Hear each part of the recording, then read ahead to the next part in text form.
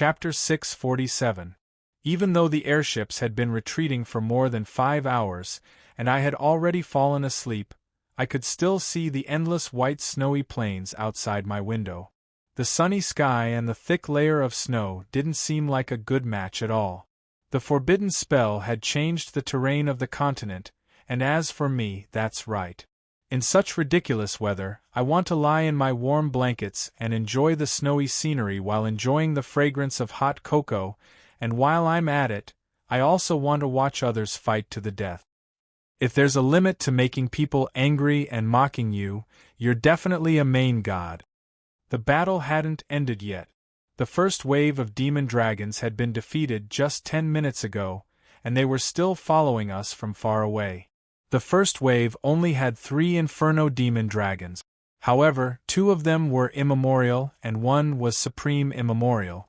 The supreme immemorial dragon was likely far stronger than Little Red had been before she had transformed. Our mercenaries were useful, but the dozen or so black and red dragons were quite difficult to deal with. We had to rely on the airship's cannons to force them to retreat. At the most dangerous moment, even Renée, the blue dragon concubine, had to personally join the battle. Furthermore, we were still in the ice plains and mana was low. Inferno demon dragons were of the fire element, so it would indeed be quite difficult for them to survive in such an environment. Plus, it would take far too long to travel from the Chaos Abyss to the mortal plane, so they probably wouldn't even be able to use half of their full power. The Chaos Abyss demon dragons were probably the first to catch up to them. After they sent out a signal, the other demon dragons would probably arrive soon. But, considering how chaotic and selfish the Chaos faction was, it was quite likely that they would eat themselves to death. Compared to the truly troublesome Donati's, this really isn't much. Donati's hadn't personally pursued the demon dragons, which was the only good news.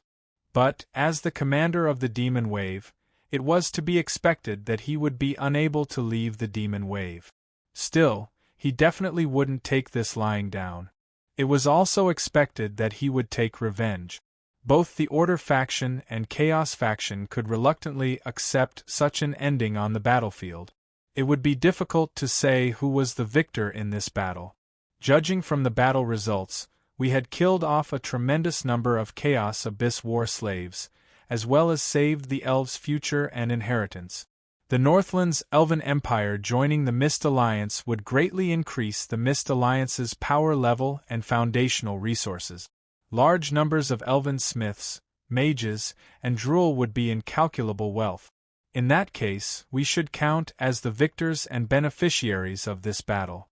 But, from the perspective of the Chaos Abyss, the demon wave had successfully descended, and the Elven Empire, that had been in their way had been completely destroyed. The elven gods had been completely destroyed, and even a main god had been killed. This was the greatest victory of any holy war in the history of the Chaos faction. Judging from the difference in power between the Chaos faction and the Chaos faction was the true victor. It seemed that only the elves were the losers? But from a certain standpoint, this was the brightest and most promising future for the elves. It was a kind of happiness for a rich and powerful family to have a lot of wealth, but a poor family who guarded a priceless family heirloom was inviting trouble for themselves. And if the rich ancestor of the poor family caused a lot of hatred, as a rich heir who was always on tenterhooks, he couldn't just throw away the burden and start all over again. At the very least, we'll be able to get rid of the elven gods that make us feel helpless. Perhaps we'll have a better life. As for the elven god's death, it could be said that it was inevitable. The elves had been so famous and powerful before, but now they had lost so little. Yet, the elves had always been ambitious enough to want to revive and rebel. The end result was that the Order gods wanted them dead, and the Chaos evil gods wanted them dead as well. And so, the elves truly died. The elves wanted to be a third party, but they weren't a third party that was independent and absolutely neutral. Instead, they wanted to play around with power and tricks. They wanted to be a third party that was on the fence, trying to curry favor with both sides. This third party would be the third party that would be the one to reap the benefit. Yet, this third party didn't have enough power or intelligence. Since neither side in this battle was an idiot, it was only natural that this third party would be more dead than dead. Even if the Chaos faction hadn't entered the Moonwheel capital this time, it was highly likely that the elves would still be in trouble. No matter which side attacked the elves, the other side would only happily watch as the elves died. Did the elves really think that the elves would be fooled by their internal strife? As long as the elven gods didn't perish, both sides would forever view the elves as enemies. At the very least, they wouldn't treat the elves as allies. And since the elves didn't have enough power to protect themselves and still tried to remain neutral, it would only be a matter of time before the elves died. This was the general trend. An individual's power would indeed be quite powerless in front of so many factors that would affect the direction of history. Perhaps it was precisely because the elven gods saw through all of this that they were willing to die so easily. At the very least, they died quite valiantly. No, they were just tricked by you. Don't try to flatter them, and don't try to clear your own name. Harloise seemed quite carefree. She peeled an apple for me while secretly eating it. She was even humming a little tune while crossing her legs. Right now, Harloise's true body was sitting next to my bed. That was because I could only lie down in my current condition. Any random thief would be able to kill me, so I still needed some combat strength to protect me. Right now, the most reliable combat strength on the airship was Harloise. But what was the meaning of wearing a dress with a slit in the middle of a snowy day? And you were even crossing your legs. Cough, cough, I couldn't help but retract my gaze. White thighs, large breasts, and so on were all useless. They were nothing more than slime figurines, so what was there to look at? Put down that fruit knife and stop waving it in front of my nose. We could still be friends. Cough, cough, getting back to the main topic, we hadn't actually done much over the past few days. All we had done was rush up to the demon wave, toss a forbidden spell, and then run away. This was the legendary, running away after acting cool, just for the thrill. No, you did quite a bit this time. I received some new news while you were sleeping. You're now number 7 on the Calamity rankings. Should I congratulate you? Damn. Why am I on the Calamity rankings again? Didn't you say that I was safe? Safe? You can toss a forbidden spell, yet you're still alive and kicking, and you're still talking about being safe? If you don't count as a humanoid calamity, who does? In 2 days, all the major countries will probably blacklist you and be on guard against you. You also need to be careful of assassins, even in human countries. I didn't know whether to laugh or cry as I nodded. Even if Harloise didn't remind me, I knew what to do. It was common for allies who seemed to be blood-related to each other to steal strategic weapons and technology. Right, what I wanted you to do, it's done. I've already collected everything in Yongye City. However, it's too sensitive right now, so it's best not to touch it. But I think that no matter what you want to do, it should be enough. I nodded in satisfaction. This time, I was so happy that I actually laughed out loud. Of my 4 paths, death was the bloodiest and cruelest. No matter what reason we had for walking down this path, if we wanted to walk down this path of death, we would need a sufficient amount of souls and corpses. As I mentioned before, corpses were no longer necessary at my level. However, if I wanted to create my own myth-ranked weapon, I would need a tremendous amount of undead and souls. The strongest of my 4 magic swords would require a tremendous amount of souls. The more despairing and negative the soul, the better it would be. Back in the Chaos Abyss, in order to obtain souls, we even had the idea of searching for the creator of undead magic, the most ancient demon of all. However, we were forced into a corner. In order to collect a sufficient amount of souls, there would be a better place than on the battlefield. The stronger the power, the more excited the emotions, and the more despairing the negative emotions, the better the undead would be. On the battlefield, the souls of countless brave warriors would burn themselves to the limit, which would easily give birth to powerful undead creatures. Many ancient battlefields were places of eternal death. When I cast my forbidden spell, an uncountable number of Chaos War slaves died. Rather than returning their souls to the river Styx and transforming them into demons again, it would be better for me to use their souls as ingredient. Since I had cast my forbidden spell, I didn't have the time to do anything else. That was why I asked Harlois to help me collect undead souls before the battle began. Only Harlois would be capable of such a shady task. Judging from Harlois' proud expression, she must have collected quite a few undead souls. Do you know that your current actions have completely enraged someone? A third person suddenly appeared, which surprised us. At the same time, Harlois blocked my path. I could sense that an astonishing amount of magic power was gathering in Harlois' hand. If anyone dared to take one more step forward, they would be torn apart by her explosive magic, even if, in a way, this person was Harlois' only relative. Didina, you've truly surprised me. It would seem that you're still hiding many things. Didina smiled as well. However, her smile contained a hint of bitterness. Then, let me start from the very beginning. I'll start from my lover, Cavendish Mist's noble goal. Chapter 648. In that case, let me start from the very beginning. I'll start with my lover, Cavendish Mist's noble goal.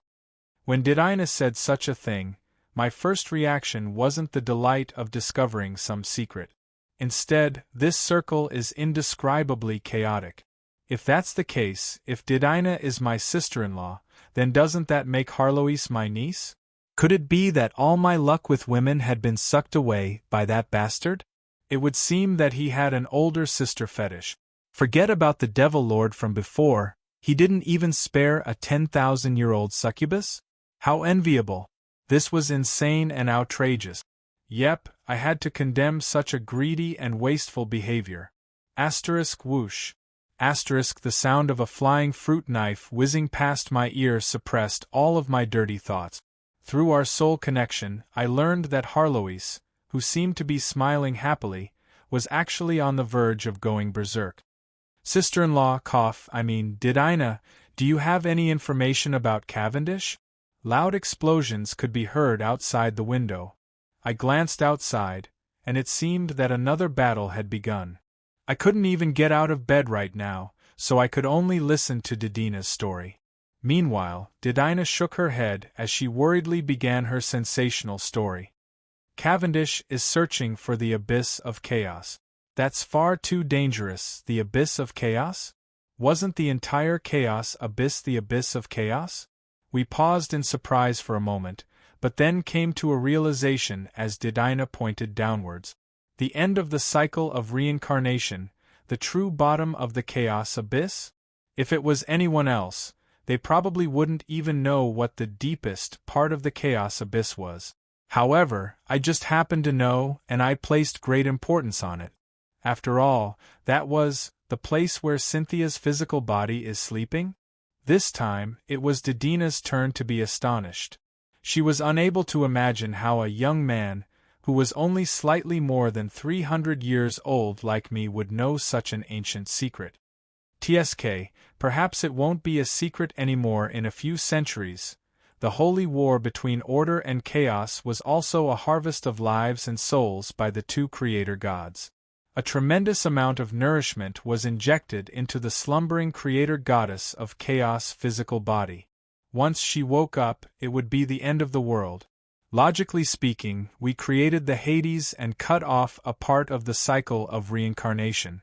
The people of order who worshipped the gods of the Hades would no longer belong to the Pillar of Order. A part of the river Styx also entered the Hades. The nutrients in the cycle of reincarnation would no longer be enough. The awakening of the two goddesses should be a long time coming. On the other hand, the goddess of Order's soul fragment was with me, and during the Battle of the Hades, Cynthia's soul fragment was taken away by Cavendish. Damn, so that was the problem. What is he going to do in the depths of the abyss?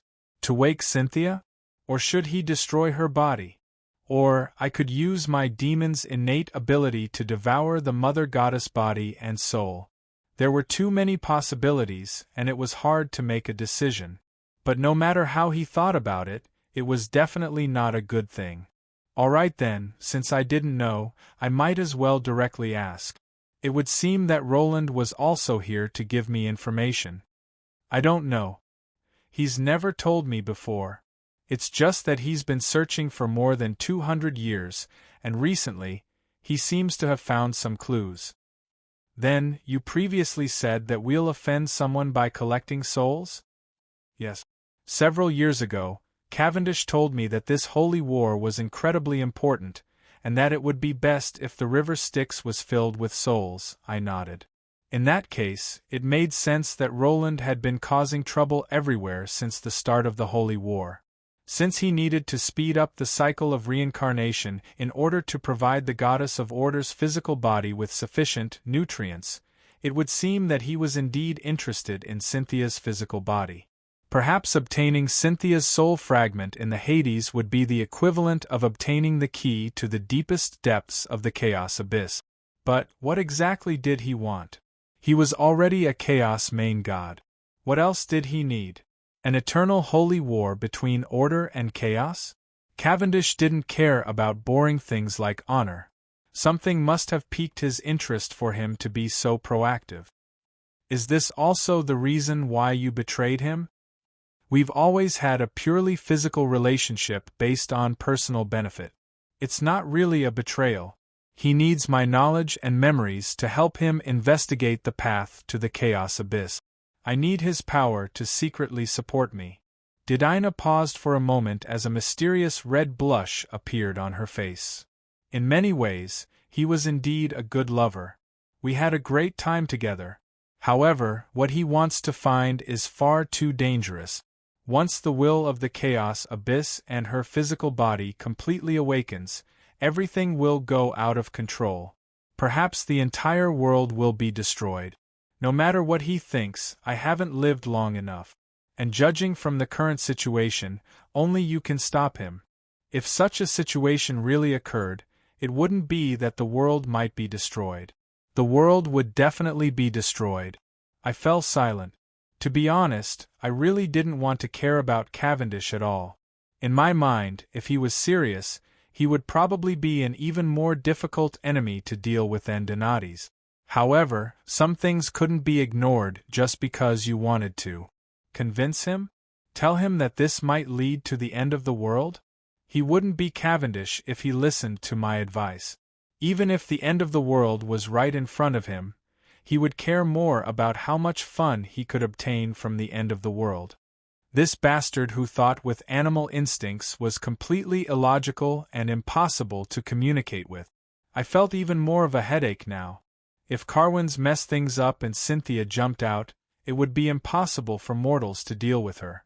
Would I really have to go and release Astria? Wouldn't that just mean that everything I worked so hard for would be back to square one?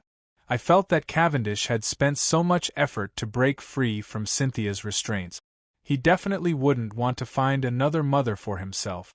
But no matter how I thought about it, this wouldn't be a good result for the residents of the mortal plane. Meanwhile, Didina unhesitatingly got up and left after saying such a shocking statement. She said that she was leaving, but she wasn't just leaving this room. She was saying goodbye to us. She said that it seemed that it was rare for her to be able to travel around the mortal plane, and that she had her own things to do. We didn't stop her. We simply agreed on a few contact points and contact methods before allowing her to leave. Meanwhile, both Harlois and I heaved sighs of relief as we watched Didina leave. After Didina left, we exchanged glances with each other, not knowing what to say. Let's gather information first. At the very least, we need to know what he wants. Astria? What you know is what I know. Didina was as useless as ever. It would seem that I could only rely on myself. I could only helplessly shake my head. No matter what, it was likely that this trip to the Chaos Abyss was far from over. No matter what Cavendish wants, since he needs blood to flow like rivers and souls to fill the river Styx, we need to prevent such a possibility from happening. Considering how a certain someone just cast a forbidden spell and completed one of the largest massacres in all of history, this isn't convincing at all. I was actually starting to regret my decision. Our Yongye city would only be able to collect a limited number of undead, and the forbidden spell would have such a large area of effect. There would definitely be a tremendous number of souls entering the river Styx. I could only shake my head helplessly. I didn't have any other choice. Even if I knew about all this beforehand, I would still have likely been forced to cast a forbidden spell. There was no meaning in regretting. I didn't intend to make this information public either. After all, I still had to consider the enemy's life or death on the battlefield. I couldn't kill too many. Was I supposed to just let the enemy cut off my head? Considering all this would be the equivalent of carrying an unnecessary burden on my shoulders. It would be no different from suicide. Chapter 649. The 7 Order Main God level God Kings were the peak existences of the Order Main Gods. They were undeniably the gods among the gods. The 14 Chaos Main Gods each occupied one or more dimensions and ruled over a region. They had always been viewed as the peak existences of the entire world. They were living history, and mortals even viewed them as eternal existences like the rising and setting of the sun. But in the recent 10 years, these peak existences finally changed, proving that there was no such thing as eternal in this world. This directly shook the comparison between the Order and Order Main Gods. During the Battle of the Hades, the Chaos faction had lost a Chaos Main God, the Lord of Putrefaction. However, his death was just like the Battle of the Hades itself. It wasn't announced to the world. Only those who were related to the Chaos faction and the Chaos faction learned of the fact that even main gods could die. In the past, Ancelo's betrayal had greatly shocked the powerful individuals of the mortal world. News of Ancelo's death instantly spread to all the human kingdoms, causing people to sigh at the cruelty of the holy war, as well as allowing mortals to understand the truth. So it turns out that even a Lord God can fall. Yi Futian sighed. In the current world of Eichi, the Order faction only had 5 main god-level existences, while the Chaos faction still had 13 main gods. Although this still seemed quite unbalanced, mortals weren't worried about this. That was because the Chaos main gods hadn't all participated in the previous Holy War. Not only that, there were also differences between main gods. The publicly acknowledged strongest main god was still the god of holy light, who had always been worshipped by the world of Eichi. However, very few people knew that this time, the Chaos faction didn't have any restrictions at all. As long as the Chaos main gods desired the flesh and souls of the mortal plane, they could voluntarily participate in the battle. It could be said that this holy war was destined to be the most difficult ever. The death of the Elven Empire and the Elven gods was perhaps the most eye-catching opening act of the holy war. However, on the second day, another piece of news shocked the entire world. Fenbert, the capital of the Mist Mountains and the capital of the AMU Mountains in San Antonio, now had an even more famous name: the Chaos Abyss Fortress Fenbert.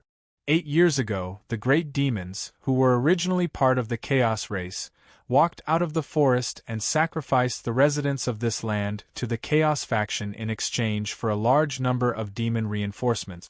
However, before they could walk out of the mountains, they were met with a head-on attack. At San Antonio's invitation, the Holy Church brought an angel army to the AMU Mountains defense line. Both sides fought on the front lines of the eternal holy war here. Due to the dimensional laws of the mortal plane, both sides tacitly agreed to maintain the number of high-level combatants. This low-intensity battle continued for 8 years. But when the eternal holy war truly began, the so-called tacit understanding between the Holy Church and the Holy Church naturally disappeared without a trace. A tremendous number of demons and Chaos War slaves instantly swarmed onto the battlefield. The low-level angel squadrons suffered heavy losses, and the Holy Church's defensive line only lasted for 16 hours before being completely flattened. The Holy Light Warriors, that the Holy Church had specially raised, also suffered heavy losses. Afterwards, some people said that the Chaos faction had been sly enough to open up 2 demon wave entrances at the same time. However, after investigation, the Holy Church's intelligence personnel confirmed that the explosive increase in reinforcements was only because Fenbert's great demons had sacrificed themselves over many years. They had slowly accumulated a tremendous amount of troop. Finally, they had also used the elemental tide brought about by the Holy War to summon 2 demon lords to lead the troop. The demon lords suddenly obtained cannon fodder and high-level combatants, making preparations for the final battle. However, the demon lords still thought that this was a friendly match. Naturally, they lost both quickly and miserably. But the most troublesome matter had only just begun. Since the demon lords obtained victory on this battlefield, and obtained a tremendous amount of flesh, blood, and souls as spoils of war, the demon lords performed the highest level of sacrifice and directly opened up a semi-permanent Chaos Abyss portal. And now the demon wave truly arrived. This was how the Chaos faction would attack during the Holy War. They would harvest souls and flesh through slaughter and war, and then use the spoils of war to summon even more troops for even more slaughter and sacrifices. This snowball effect would be similar to how undead calamities increased in power. If it wasn't for the fact that the demons who came to the mortal plane would have to pay a price just for existing, it would be impossible for them to stay here for long. They would usually kill and rob before returning to the Chaos Abyss like bandit. However, during the Holy War, the demon army would be dimensional invaders that would steal everything. The danger level of the 2 sides would be incomparable. The end result was that even though the Moonwheel capital was facing the demon wave, the AMU Mountains defense line had completely collapsed.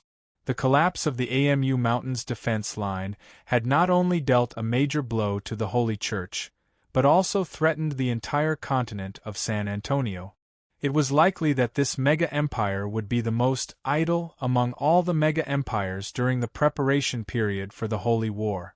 Unlike the brainless demon war slaves of the demon wave, the demon armies currently residing in the Chaos Abyss Fortress Fenbert were demon armies led by demon lords. These demon armies were intelligent, strategic, and powerful war machines. The Chaos Abyss portal in the Moonwheel capital was still in the demon wave period. Any low-level or mid-level demons that entered the mortal plane through that Chaos Abyss portal would have to pay the price of their rationality. This Chaos Abyss portal, which didn't require any additional price, was quite eye-catching. It was likely that countless demon lords who wanted to invade the mortal plane would take action and bring their own armies to the mortal plane in order to seize the initiative in the Eternal Holy War. It's still acceptable. At the very least, San Antonio has plenty of resources. It should be enough to deal with. While this information was acceptable, the next piece of information was rather confusing and nerve-wracking. There are signs of activity in the demon abyss in the lava cave region of the former Mist Kingdom. Eyewitnesses have discovered signs of dark cultists and high-level demons. I was familiar with the location mentioned in this report. Back in the day, this was where Cavendish had been stationed. Later on, Cavendish had opened up a Chaos Abyss portal and summoned demons to massacre the 7 kingdoms. Demons had previously entered the mortal plane in places where the dimensional laws of order were weak. Not only would invading the mortal plane save on sacrificing resources, it would also be safe and reliable. Judging from the information I received, it was quite likely that a demon army would appear there. However, ever since the Mist Kingdom had been destroyed, the demon abyss had fallen silent. There were probably no more demons stationed there. Although Renee didn't say anything after hearing this information, it was quite obvious how worried she was. It was likely that she was burning with impatience and wanted nothing more than to return to the Northlands in a single night. However, not only was it impossible for us to travel at high speed, it was likely that we would have to slow down in just a few hours. Our airship fleet was slowly passing through the snowy mountains. Once we passed through the Hurit snow mountains, which were rarely visited by humans, we would have to let the elves out and have them leave on their own. At that time, unless we didn't care about the elven residents who were migrating, the airship fleet's speed would be reduced to walking. However, this wasn't all bad news. At the very least, as the airship fleet's altitude increased, the fire element inferno dragons seemed to be unable to withstand the cold and were finally giving up. As long as we passed through the Hurit snow mountains, we would be able to enter the human kingdom's territory and wouldn't have to worry too much about being chased. Meanwhile, we also had some uninvited guests accompanying us. Chapter 650. Before the Holy War, semi-gods were the most powerful existences in the world. Semi-gods meant that they were existences that surpassed mortals, but weren't gods. Ordinary powerful individuals would often believe that semi-gods were inferior to gods, but there was actually no foundational difference between the two. From a certain standpoint, gods were nothing more than semi-gods with their own duties. Divine concepts would give them tremendous benefits, but they would also be restricted in various aspects. It could be said that there was no limit to the semi-god rank. Even main god-level demon princes, demon lords, and undead emperors could be called semi-gods as long as they didn't have divine concepts or divine concept. In the past, the mortal plane's leveling system would give the mortals a rough hint in order to indicate the different levels of cultivation. That was, we need several experts at XX level or higher to deal with an opponent of this level. But now, that was no longer enough. In the past, the semi-god ranks of iron, bronze, silver, and so on were quite useful. That was because most magical beasts and powerful individuals in the mortal plane could be divided into lower and middle rank. Although there was a huge difference between semi-gods, there weren't that many semi-god. If a massive mortal plane only had several hundred semi-gods, and every single semi-god was a national treasure of a major country, there would be no need to rank them. The system existed for the sake of reality. Most warriors would spend their entire lives at the silver or gold rank, which made the system pay special attention to the lower and middle rank. And as the demon wave and holy war descended, it became much easier to advance in power levels. So-called legends, gold and false saints appeared in large numbers. The most obvious difference was that in the past, gold-ranked individuals would be called masters. They were existences that surpassed the limits of mortals. They would receive great respect and treatment no matter where they went. But during the Holy War, reaching gold rank was just like reaching silver rank in the past. As long as one had willpower and excellent training techniques, it was 100% possible to reach gold rank. In fact, even false legends could be viewed as the limits of mortals. In that case, it would be far too much to call gold rank masters. Besides, in front of a powerful demon army, the difference between gold and silver wasn't that obvious. Cannon fodder that would die in 3 seconds and cannon fodder that would die in 10 seconds wouldn't need to be ranked at all. It was foreseeable that in less than 10 years, pseudo-semi-gods would appear in large numbers as well. However, the difference in combat strength among them would be even more ridiculous than it was now. No matter if it was low or high level, if the evaluation system was still the same as it had been for the past 1,000 years, then it would be impossible to evaluate existences that surpassed semi-god. The ranking system itself would become meaningless. That was why when the demon wave officially arrived, the mage country, adventurer guilds, and fairies used the previous holy wars as reference and created a new ranking system. The core of this system was to blur out the differences between low-level job classes and carefully differentiate between myth and semi-god top-level individuals. This would allow the ranking system to be useful in actual combat. Such a thing would probably happen once in every holy war. However, this time, due to the holy war's sudden eruption, it came a little too early. The new first rank included the previous iron, bronze, silver, and gold rank. It could be said that this was a huge step up from the previous iron, bronze, silver, and gold rank. Since these ranks were still quite low, there wasn't even a proper name for each rank. At this rank, mortals were still trying to discover their own physical body's potential. Warrior job classes didn't even have any supernatural abilities. If a name had to be given, it would probably be something like Peak Mortal or Artisan. The second rank was the unmistakable Master rank. The general range included Legend and Saint ranks. Actually, there wasn't much of a difference between these two ranks in actual combat. At this rank, powerful individuals would begin searching for their own personal path. Mages would begin learning how to use powerful natural elemental magic. Soul worlds and soul imprints would all be the embodiment of one's self at this rank. The third rank was the Legend rank. Past, myth, and new semi-god were all included in this rank. The powerful individuals at this rank would sublimate their own personal paths into unique combat styles and philosophies. They would fuse everything from their past into their legendary weapons, myth-ranked weapons of the past. Due to the existence of the previous 3 myth-rank levels, this rank would be incredibly difficult to pass. But once one passed this rank, it would be a completely different level. The fourth rank was the level surpassers of the original semi-god rank. The powerful individuals at this rank were all unique existences. Their talent and hard work had reached the pinnacle. Their abilities would be vastly different, and even their paths would be different. Naturally, it was impossible to rank them based on how far they had progressed.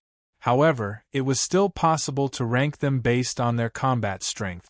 Since the ranking was based on their combat achievements and combat strength, a small number of strange low-level individuals could also enter this rank based on their combat achievements, such as forbidden spell mages or low-level beast kings with ridiculously powerful beasts. These individuals would be ranked at 20 stars based on their combat strength, danger level. 5 stars was a benchmark for the true bodies of ordinary lesser gods. 10 stars was another benchmark for the true bodies of powerful gods. 20 stars still represented the pinnacle of the entire world. For the main gods, there was no point in going any higher than that. Just like how powerful semi-god individuals were capable of beating up weak gods, main gods were also capable of beating up powerful gods. Right now, in the early stages of the Holy War, the great majority of level surpassers were probably still below 3 stars. But I knew that as the Holy War progressed, semi-gods would be like dogs, and powerful individuals with more than 10 stars would be everywhere. As for whether or not a creator goddess with more than 30 stars would appear in the end, that was something nobody could guarantee.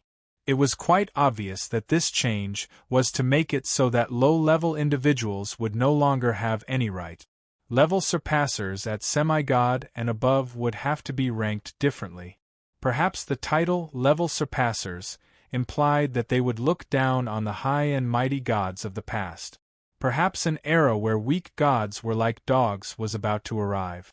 Level 1 Nameless, Level 2 Master, Level 3 Legend, and Level 4 Level Surpassers. The new rankings brought new meaning, as well as new bounties.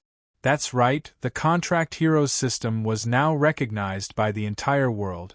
Justice points had become a form of currency that was even more useful than the official government currency.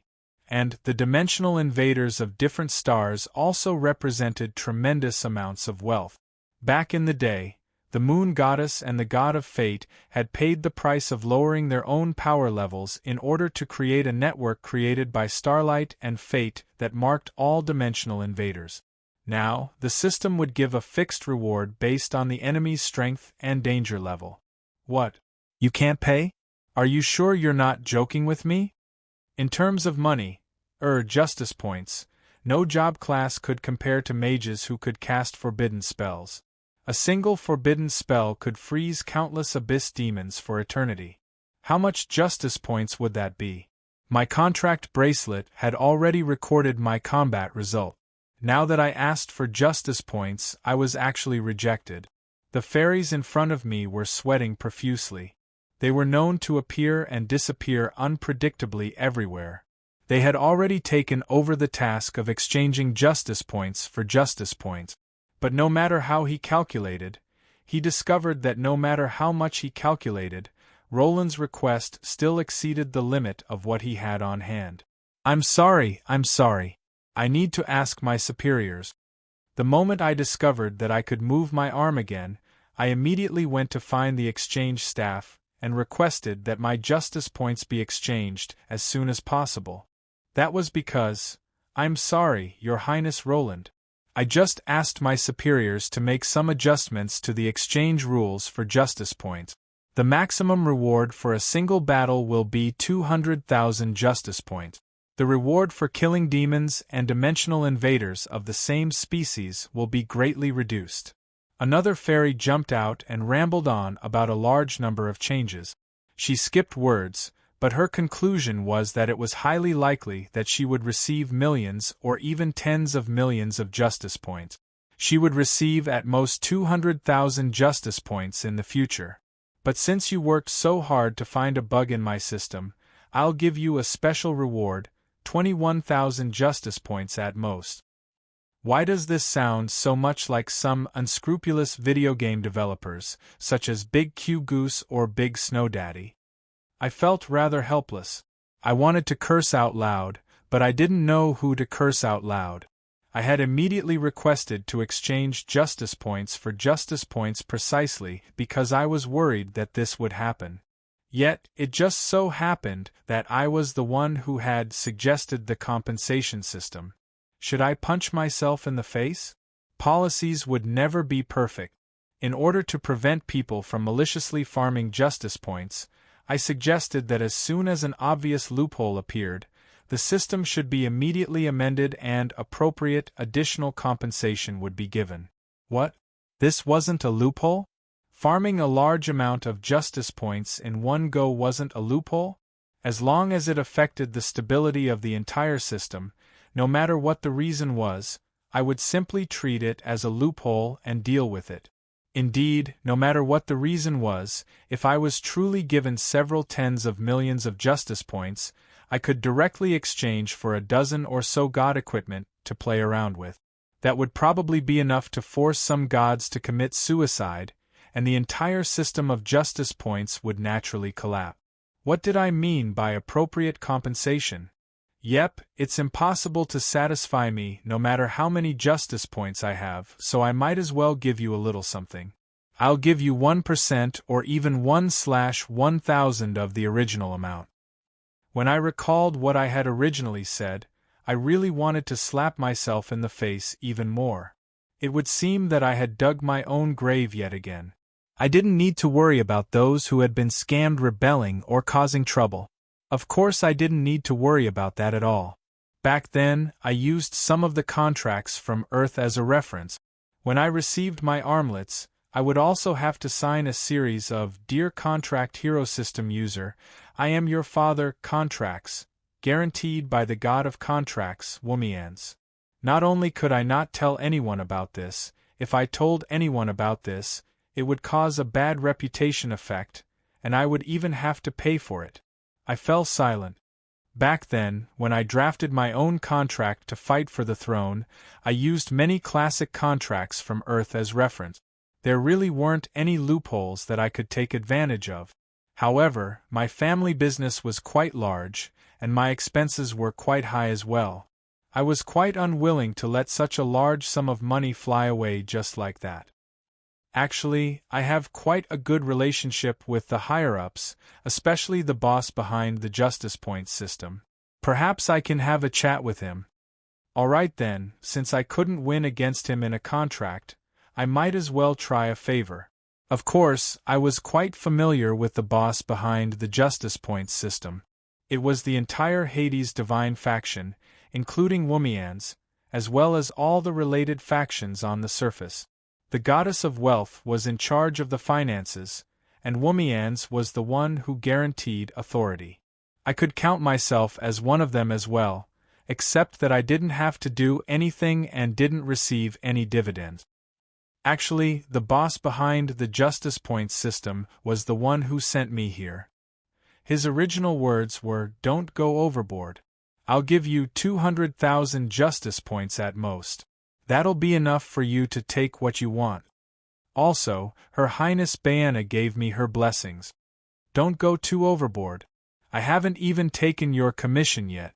Cough, if you go overboard, you know. Cough, cough, 200,000 it is. I interrupted her. First of all, I didn't even need to mention great god Alas' understanding. If that petty goddess of wealth decided to hold a grudge against me, I didn't want to go through the experience of losing money every time I went out. I didn't know how I offended Baena, but the result was that I would lose money every time I went out, and my house would always be robbed. I had to change my diet, and in the end, I discovered that eating other people's food wouldn't trigger the curse of the poor god, so I shamelessly began to eat and drink for free. In the end, I was so poor that I had to go to Barton's bar to eat and drink for free. I've already told you many times. You won't be cursed at all. You're just too unlucky. Shut up. Nonsense.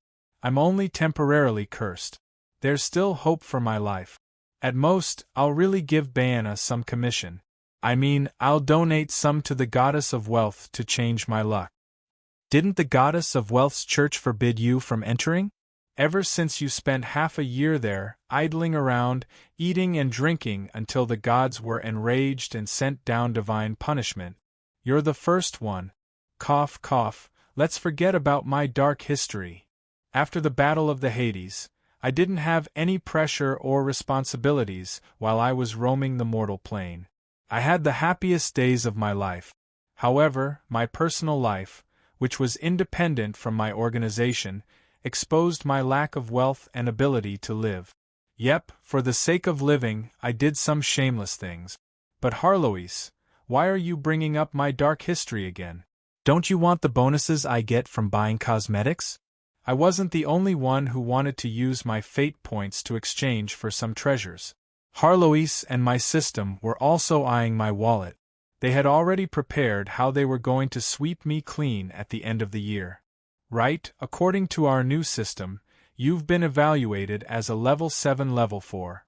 Based on your usual achievements and faction preferences, you're also allowed to spend money here.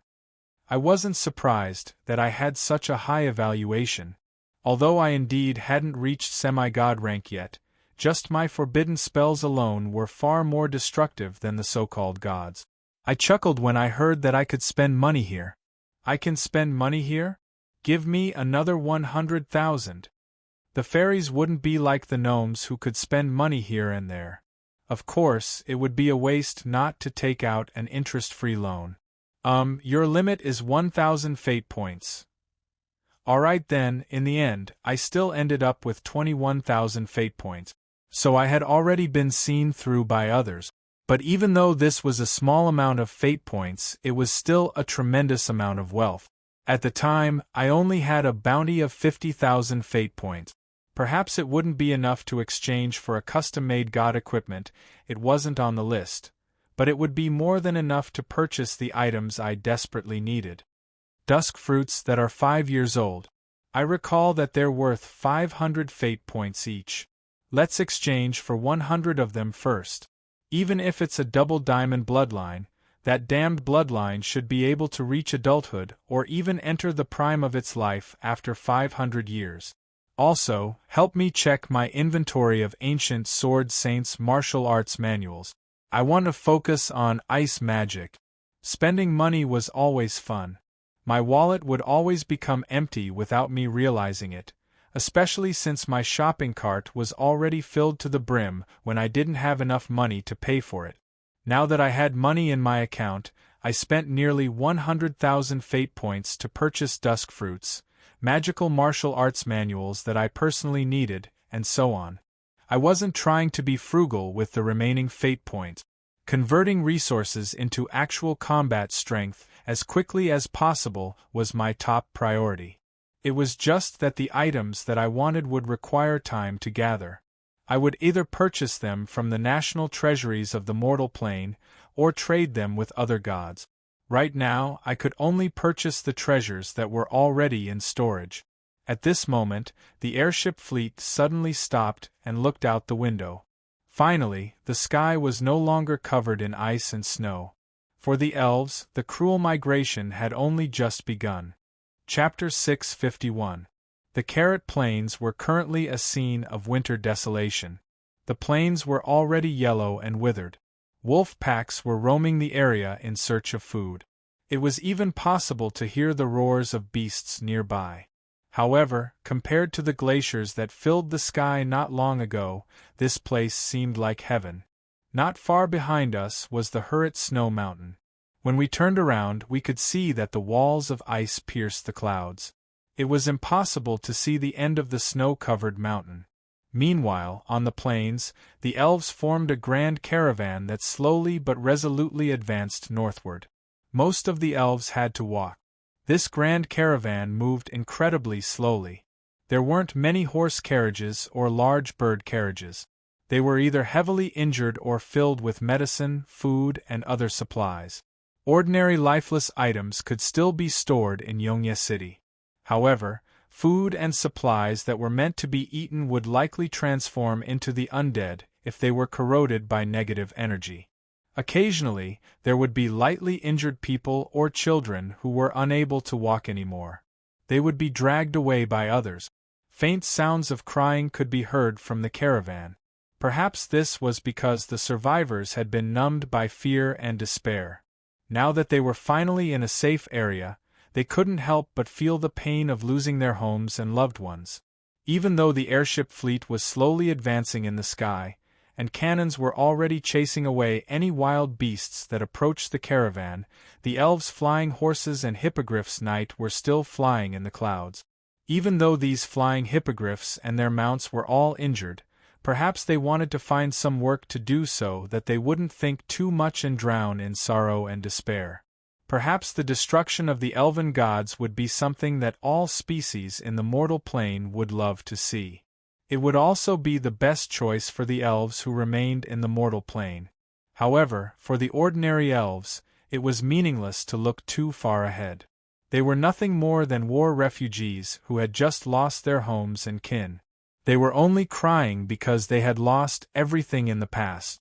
The entire caravan was faintly enveloped in a gray, sorrowful atmosphere. Endless sounds of crying and sighing could be heard. However, we had no intentions of interfering. If we couldn't release our sorrow, it would only become even more trouble in the future.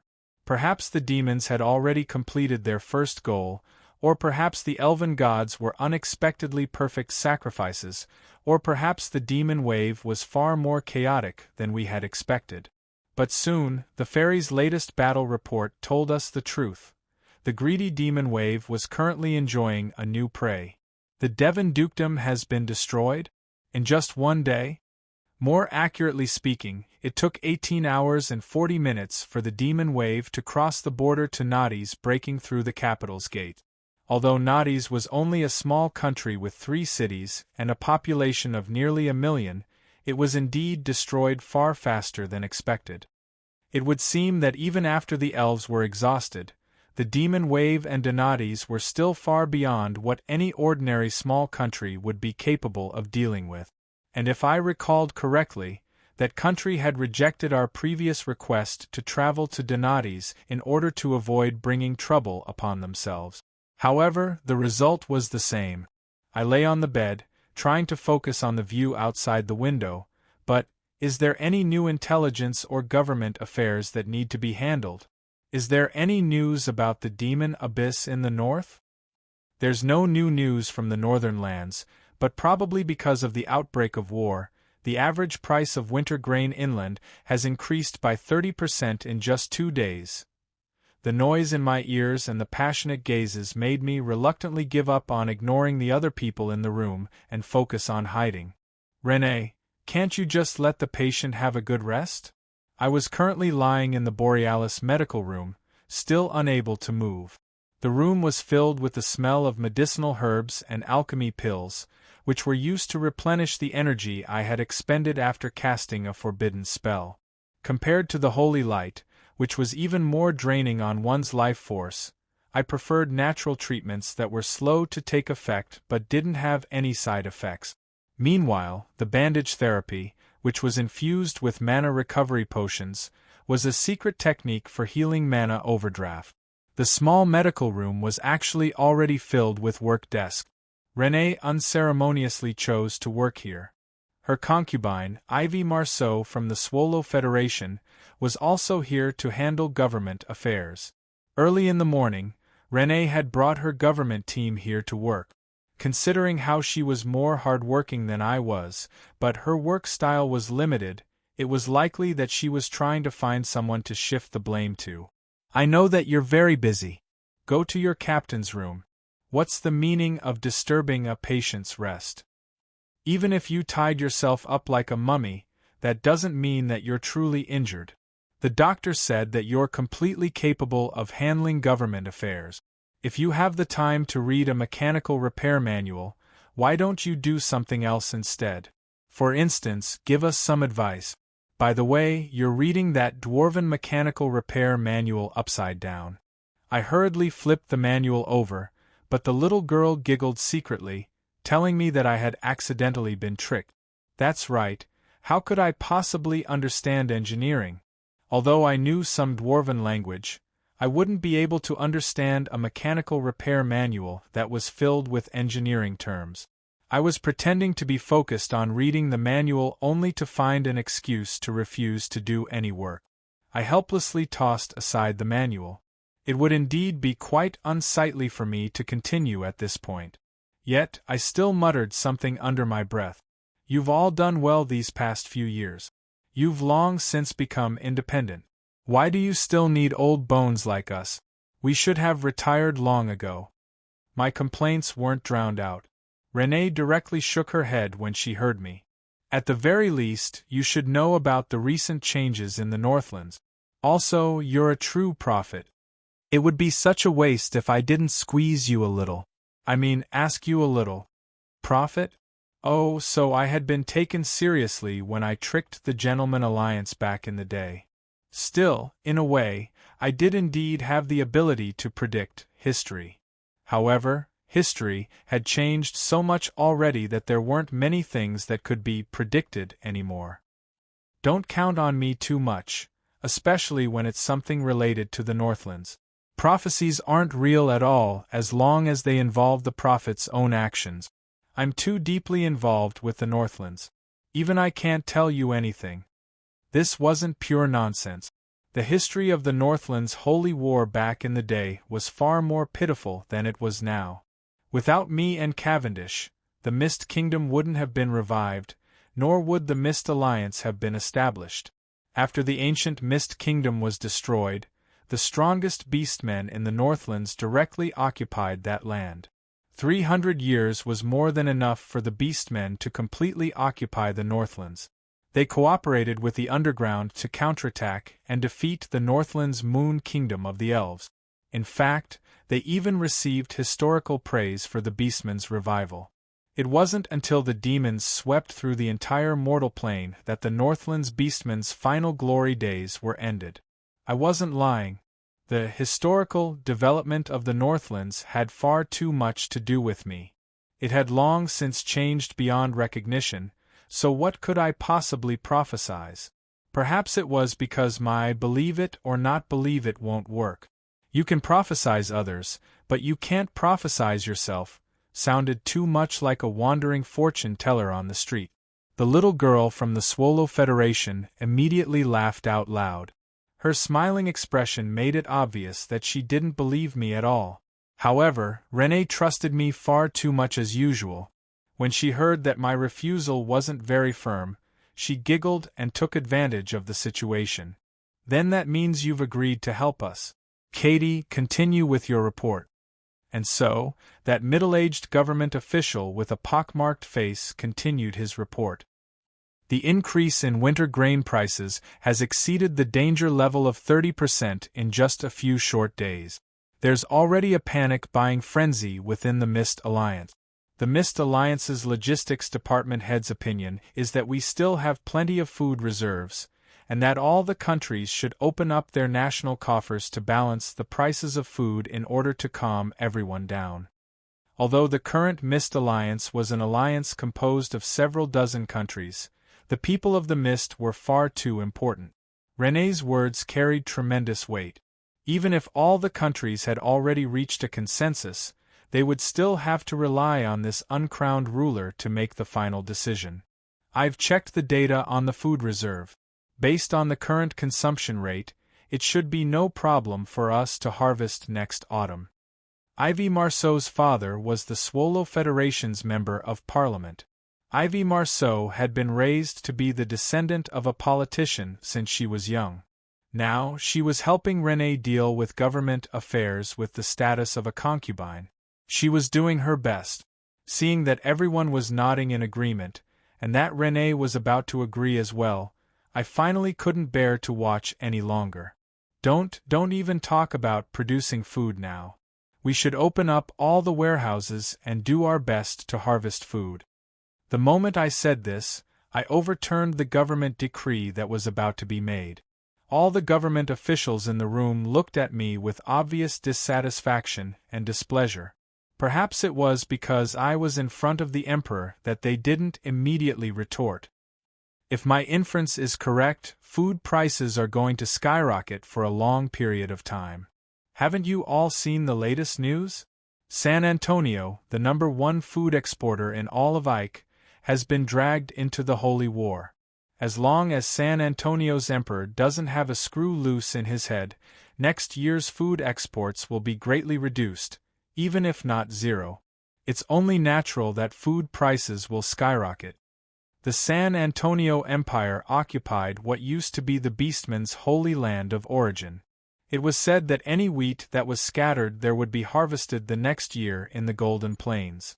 Not only would the San Antonio Empire produce enough food every year, the surplus would naturally be exported.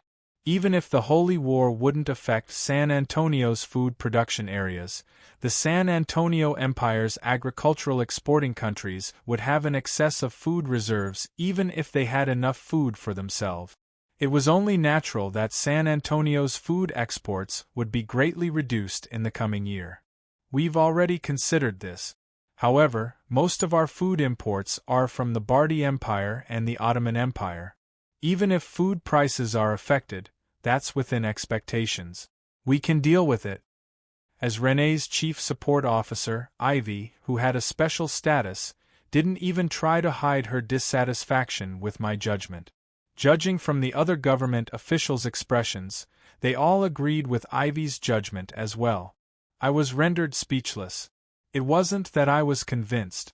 It was that I didn't know how to explain how evil humans were, how unscrupulous merchants would eat people, and how a large number of unscrupulous merchants were waiting to profit from war and national disasters. It was also difficult to explain that no matter how much they predicted the Holy War, they had all underestimated the Holy War's intensity and duration. As long as the Holy War dragged on, food prices would naturally multiply.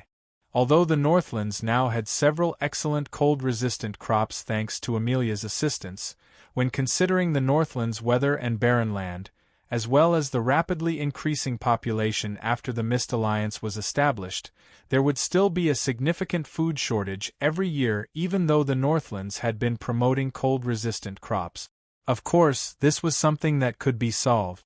The cold-resistant wheat that Amelia had chosen in the end looked rather similar to piranha flowers and tasted rather strange and earthy, but it wasn't a magical plant. It was harmless and wouldn't kill anyone who ate it. Although the planting conditions in the Northlands were too poor, there was plenty of uncultivated land and labor in the Northlands. As long as the planting area increased and the food production increased, it would be possible to reach a balance. The rich who disliked the monotonous taste and imbalanced nutrition would naturally be able to purchase food from other places. For the Mist Alliance's officials, being picky about food was far too extravagant. It was already a tremendous achievement in history that the Northland's barren lands didn't starve to death. Everyone knew that this was a major event. For the past 8 years, The number of young people who applied to become farmers was the greatest honor. The number of fields around the cities had increased exponentially, and the Northland's food production had increased exponentially as well. It was precisely this exponential increase in food production that caused the Northland's officials to misjudge the future. They felt that as long as the Northland's food supply could be maintained for a while, they would be able to reach a balance. However, I knew that the Holy War wouldn't give them an easy time. As long as the Mist Alliance required food imports, the Northland's countries would need to stockpile food on a large scale. Perhaps when the Holy War reached its climax, there wouldn't be any food on the international market anymore. I fell silent for a moment as I organized my words. How can you guarantee that the Bardi Empire and the Ottoman Empire won't get involved in the Holy War in the coming year? How is that possible? Ivy stopped mid-sentence in surprise. She wanted to say that common sense didn't allow for such a coincidence, but then she recalled that nobody would be able to guarantee such a thing. Nobody would be able to predict the Holy War's progress. Besides, perhaps you haven't experienced the chaos of a world war before. In such a situation, if a grain-producing country has a problem, it'll have a psychological impact on the entire international food market. Other countries will start purchasing food instead of exporting it. It's quite predictable that the international food price will increase. In fact, it's even possible that there's no market for food even if there's a price. The more I thought about it, the more I felt that it was possible. There were no international organizations in this world that could maintain the balance of the world. If those international merchants and agents with country backgrounds really started to increase the price of food, it was quite possible that food would become even more expensive than gold. Yep, then it's decided. This year, we'll purchase food instead of selling it. Renee made her decision quite directly. However, Ivy became anxious. But there's a shortage of food in the domestic food market. The lack of winter food will affect people's morale and cause panic. Renee looked towards me, and I shrugged. I was quite skilled at dealing with such things, but it definitely wouldn't be something that would ensure peace and prosperity. Would you believe that the price will increase by 30% in 2 days without any unscrupulous merchants selling their goods? Just search all of those unscrupulous merchants and take out all of their stored goods to balance the prices. Right? If it's difficult for you to deal with this, just leave it to the Dark Elves. They're all experts, and I guarantee that they'll be able to catch anyone they want. If they catch any one of them, they'll even explain everything to their ancestors. Obviously, this wasn't a normal method of dealing with such a situation. Casually searching the properties of wealthy merchants would only cause the merchants to panic. Perhaps the merchants would choose to relocate and transfer their wealth, which would cause endless problems in the long run. However, it's already wartime. Using peacetime methods will only cause those unscrupulous merchants to look down on you. Killing a chicken to warn the monkeys is better than constantly causing trouble in the future. The feudal era is so convenient. You don't even need to find evidence when searching for property. My overly intense method of dealing with the situation caused Renee to nod as if she understood something. She knew that I wasn't a bloodthirsty person. In fact, it could even be said that I was tired of killing. However, there was naturally a reason why I was using such an extreme method at such a time. She could guess some of it as well. The Northlands will also face war? Since this was a time of war, it was understandable that I would be using such an extreme method. I laughed at Renee's question. She was still too young and underestimated the holy war that was about to engulf the entire mortal plane. No, it's not that the Northlands is about to face war. It's that the entire world is already at war. Every species, every country, every region, and every individual will be able to face the test of war. You die, perhaps I die, or perhaps we both die in the final holy war. Since I had already said something so shocking, I didn't care about their reactions. It didn't matter if they believed me or treated me as nonsense. However, since I had already said it, I was rather interested. Brat, continue reporting. Let me see how you juniors are doing. Chapter 652. The small infirmary had now been transformed into an administrative office. Most of the time, I only listened in. It had been so many years since I left the Northlands, and I was still rather unfamiliar with the new Mist Alliance. It would obviously be foolish to casually give my opinion on something I wasn't sure about. However, the more I listened, the more I frowned. The problem of winter grain was not a big one, but it was not a small one either. Even if they made a mistake this time, they could make up for it when they realized that the situation was not right. Even if they had to work harder next year, and the treasury would be empty for a period of time, it would not create an impression that they could not make up for it. But what made me feel like something was off was a certain concept that was gradually accepted by the Northlanders. There's nothing to be afraid of in the Holy War. We'll be victorious in a few years. If a person's life was too smooth, they would naturally become filled with confidence. If a country's life was too smooth, its citizens would also become overly optimistic. For the past 8 years, the Mist Alliance had indeed been having far too smooth of a time. It had gone from being a fringe faction to becoming the center of attention at an astonishing speed. It was understandable that it would be overly optimistic. People always liked to compare the past in order to emphasize their current advantages. Some optimists believed that humans had been able to deal with the last holy war with metal weapons. Holy light, magic, and other supernatural powers were incredibly rare in human society.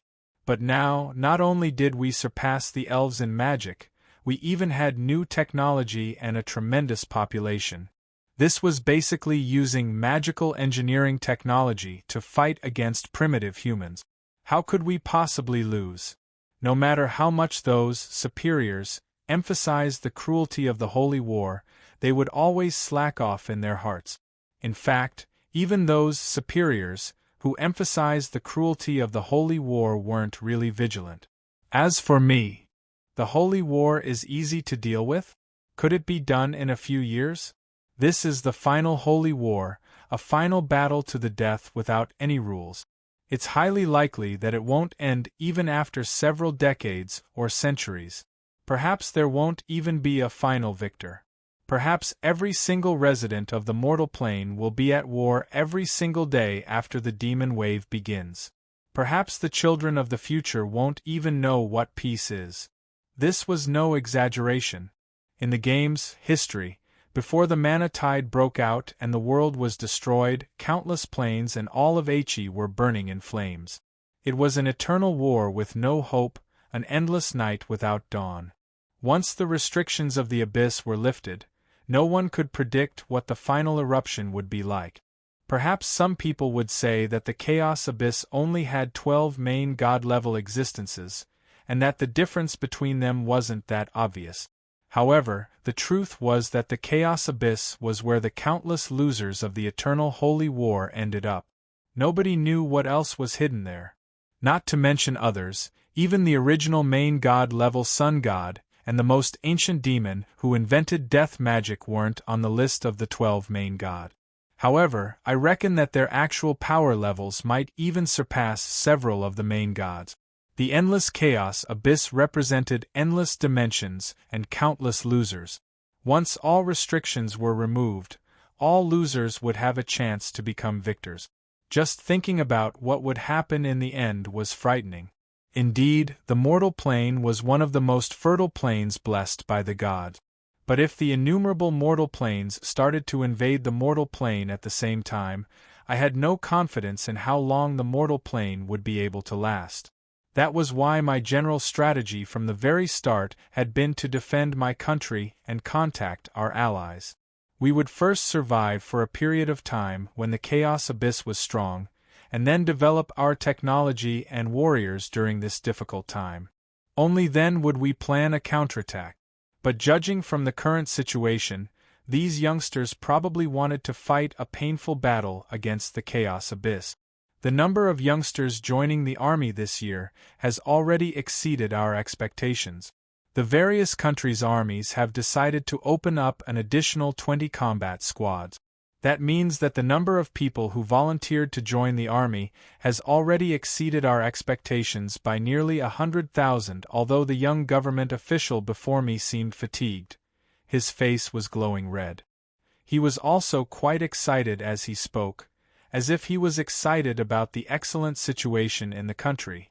Indeed, when a country was about to face a war, the youngsters of the country would still enthusiastically join the army. Apart from proving the citizens' trust in the country, it also meant that the citizens believed that joining the army was a good path. The youngsters who desired to become warriors believed that they and their country would survive this crisis, and that they would obtain glory and benefits from the war. At such a time, I wouldn't be so tactless as to say, "Are these children so eager to die?" Since the cruel test was right in front of us, it was better to be a bit more confident. Even if it was overconfidence, that wasn't necessarily a bad thing. As a veteran mastermind behind the scenes, rather than telling the citizens about the harsh reality and causing panic and distrust, it would be better to transform this blind confidence into something beneficial, and then think of a way to obtain victory. Even if they would still have to face the cruel reality in the end. At the very least, they would be able to confidently survive through this difficult period, which would already be worth it. However, the citizens could be overly optimistic, and the young soldiers could be overly optimistic. However, the government leaders and military commanders definitely couldn't be overly optimistic. The more important it was to remain clear-headed during critical periods. Overly optimistic attitudes could lead to overly optimistic assumptions about the situation, and a single wrong policy could lead to a series of problems. It seems that I need to gather all these people together and give them a scare. Renée was all smiles when she heard that the situation in the country was excellent. She kept nodding and glancing at me proudly from time to time as if she was bragging about her achievements, saying, "I did quite well, didn't I?" I also smiled and nodded as if I was praising her. However, I was actually rather displeased. Forget about everyone else, but you understand demons so well, yet you're still so optimistic despite being a leader? It seems that you really need to be taught a lesson. Let's start with being a politician and ensure that you don't reveal your true emotions at all times. In that case, let's start with drinking 100% strong chili water and maintaining a smile. My mind was filled with vicious schemes, yet the more I smiled, the happier I became. The atmosphere in the room was quite peaceful, as if I also felt that the situation was excellent. You haven't told Renée about the future either, have you? In fact, you haven't even told me about it. Harlowe's words surprised me. In that case, I indeed hadn't shared any detailed information about the future with anyone else. In that case, I couldn't blame Renée for being overly optimistic. I haven't told her about it, but I've always been doing it. If I'm truly outstanding, she should be able to see my expectations for the future from my actions. Don't make things difficult for me. Who can possibly guess what an old fox like you is thinking? I'm only barely able to guess your plans because I know your predictions. Are you intending to give up on the continent and defend the Northlands? Being so pessimistic and passive isn't your style. Harlowe's words echoed in my ears. I looked at Renée and smiled as she nodded. As expected, she giggled foolishly.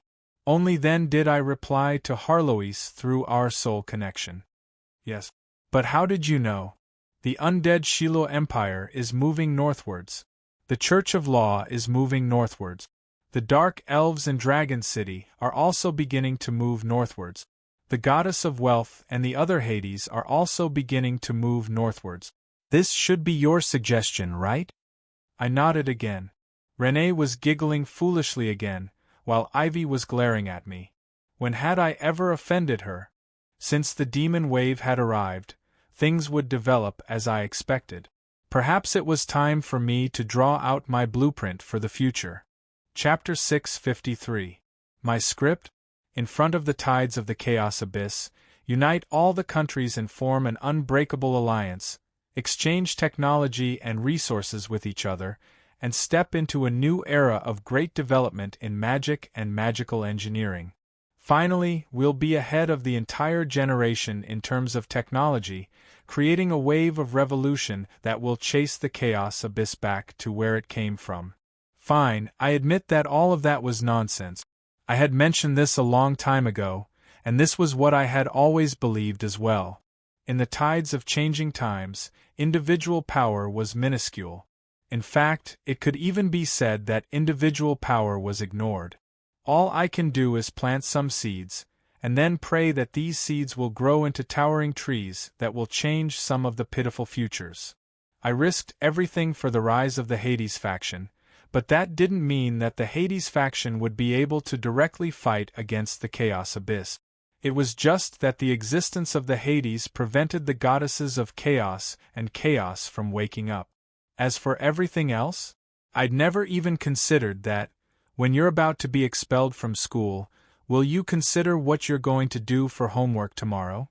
Perhaps that wasn't an appropriate analogy, so let's change it to, when you're certain that you're going to be sent to the guillotine tomorrow, will you care about what you're going to have for dinner tonight? Although I'm experienced in dying, so I'll probably care about whether or not there's going to be meat for dinner. Most people will probably be too nervous to eat. Cough, I couldn't blame myself for not being able to see far into the future. Originally, creating the Hades faction and breaking the creator goddess's monopoly on the cycle of reincarnation was already an impossible miracle. Now that I and the Chaos Abyss had truly achieved this, I finally had the time to look at the new future that we had grasped after our initial excitement and confusion. The worst-case scenario of total annihilation has indeed changed, but the difference in power between the Chaos Abyss and the Chaos Abyss hasn't changed at all. Due to Cynthia's divine concealment, the Chaos Abyss without any restrictions will be far more difficult to deal with than in the game's history. Although the general trend of history sounded quite scary, it was actually just the difference in power level between the Chaos Abyss and the Chaos Abyss. For example, if there were no other objective factors, and there was a burly, fully armed man bullying an unarmed, skinny boy, no matter what he did, he would still end up being beaten to the ground due to the massive difference in size. This was the so-called general trend. But now, the Chaos faction was dealing with that large man, while the HE plane was dealing with that skinny brat. Not only that, skinny brat was still scheming against each other, and didn't even take his opponent seriously. No matter how one looked at it, it seemed that Roland would be beaten to the ground. In the game's history, in the early stages of the Holy War, the Order faction was beaten to the ground by the Chaos faction. In the middle stages, the Order faction was still beaten to the ground. In the later stages, the Order faction also got used to being beaten to the ground. War was the embodiment of overall strength. The fact that every Chaos faction citizen was a soldier meant that the Chaos faction's new magical engineering technology was indeed a lifesaver for the Chaos faction. However, it would still take time for it to grow into a towering tree. Since the overall combat strength of the Chaos faction and the Chaos faction hadn't fundamentally changed, no matter how one looked at it, the Chaos faction and the Chaos faction would still end up being beaten to a pulp in the early stages of the Holy War. Defending and counterattacking, war of attrition, traveling behind enemy lines, trading space for time, all these so-called strategies sounded quite impressive, but the premise was that the Chaos faction wouldn't be able to defeat the Chaos faction head-on. These were all methods that had no other solution. It wasn't as if the HE plane had no chance of victory. Their magical engineering technology, as well as their many years of accumulation and potential as the ruler of the Chaos faction, would gradually show their true potential in the later stages of the Holy War. In the game's history, countless heroes had appeared. However, in the early stages of the Holy War, most people would be woken up by the cruel reality of the Chaos faction.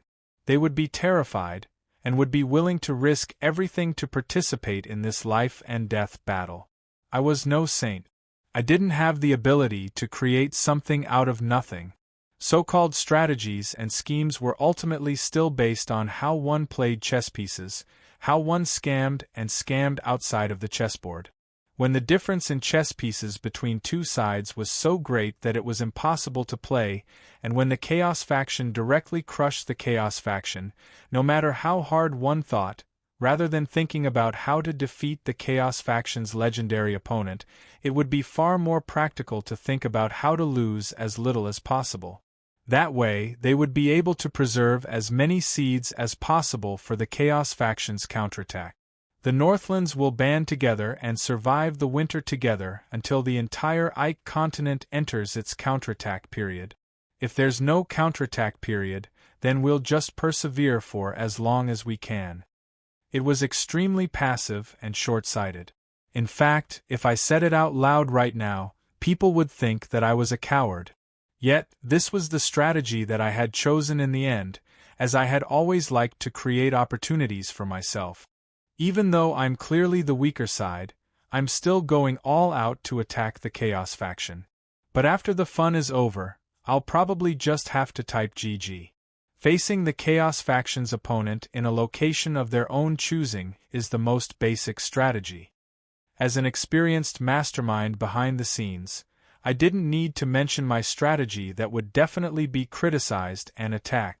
All I needed to do was make preparations and wait for the Ike continent's situation to worsen. The Northlanders would naturally make the decision I wanted them to make. In my opinion, choosing the Northlands as the final base of operations was indeed the best choice. Perhaps this was a barren land, the border of the entire world. However, the other side of being barren and marginalized was that before other rich lands were snatched and occupied, no one would be interested in this remote and desolate land, especially when the Northlands were not easy to conquer. Perhaps this was a land of ice and snow in the far north. Since the great majority of Chaos Abyss demons were born with the fire element and were resistant to fire, this land of ice would be the best natural barrier. No living creature would have an easy time in this land of ice. The low temperature would bring a series of problems for physical creatures. Only the undead would be able to display extraordinary combat strength here. The moment we encountered a demon army, the ice and snow of the Northlands would become our natural ally. Besides, this wasn't like 8 years ago. It wasn't as if there was nothing here. The Northlands was no longer the borderland it had been 8 years ago. Allying with the Northlands' kingdom of the elves meant that rich plains and forests had been integrated into the Northlands. Allying with the Northlands' beastmen also meant that the Northlands now had powerful ice resources and combat potential. Allying with the underground meant that it would be impossible to cut off the Northlands' connection to the outside world. And the Shilua Empire's northward migration gave the Northlands the foundational strength of a mega-empire. The Shilua Empire, the Underground, and the People of the Mist were now the Iron Triangle of the Northlands Mist Alliance. This triangular alliance wasn't just for military and political reasons. When large numbers of grey dwarves and goblin craftsmen entered the Northlands magical and ordinary ores had already been mined in large amounts. And with the Shilua Empire's participation, the Northlands' enchantment and industrial development greatly improved. Plus, the Northlands was the birthplace of magical engineering technology. Every year, the Northlands' arms trade would attract the attention of the entire world.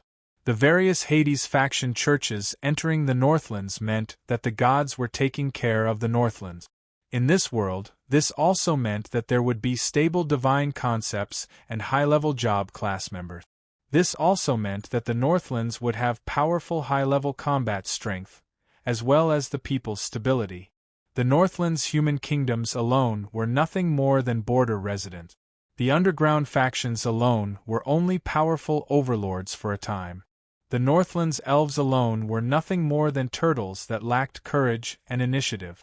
The Northlands' beastmen alone were nothing more than injured beasts with broken teeth and ambitions. The undead alone were nothing more than the entire world's common enemy of the living. But when we all allied together, we complemented each other's weaknesses. A mega-faction capable of sustaining itself was gradually maturing and rising. Some things were obvious. Perhaps it was because the Mist Alliance's situation had been far too good over the past few years.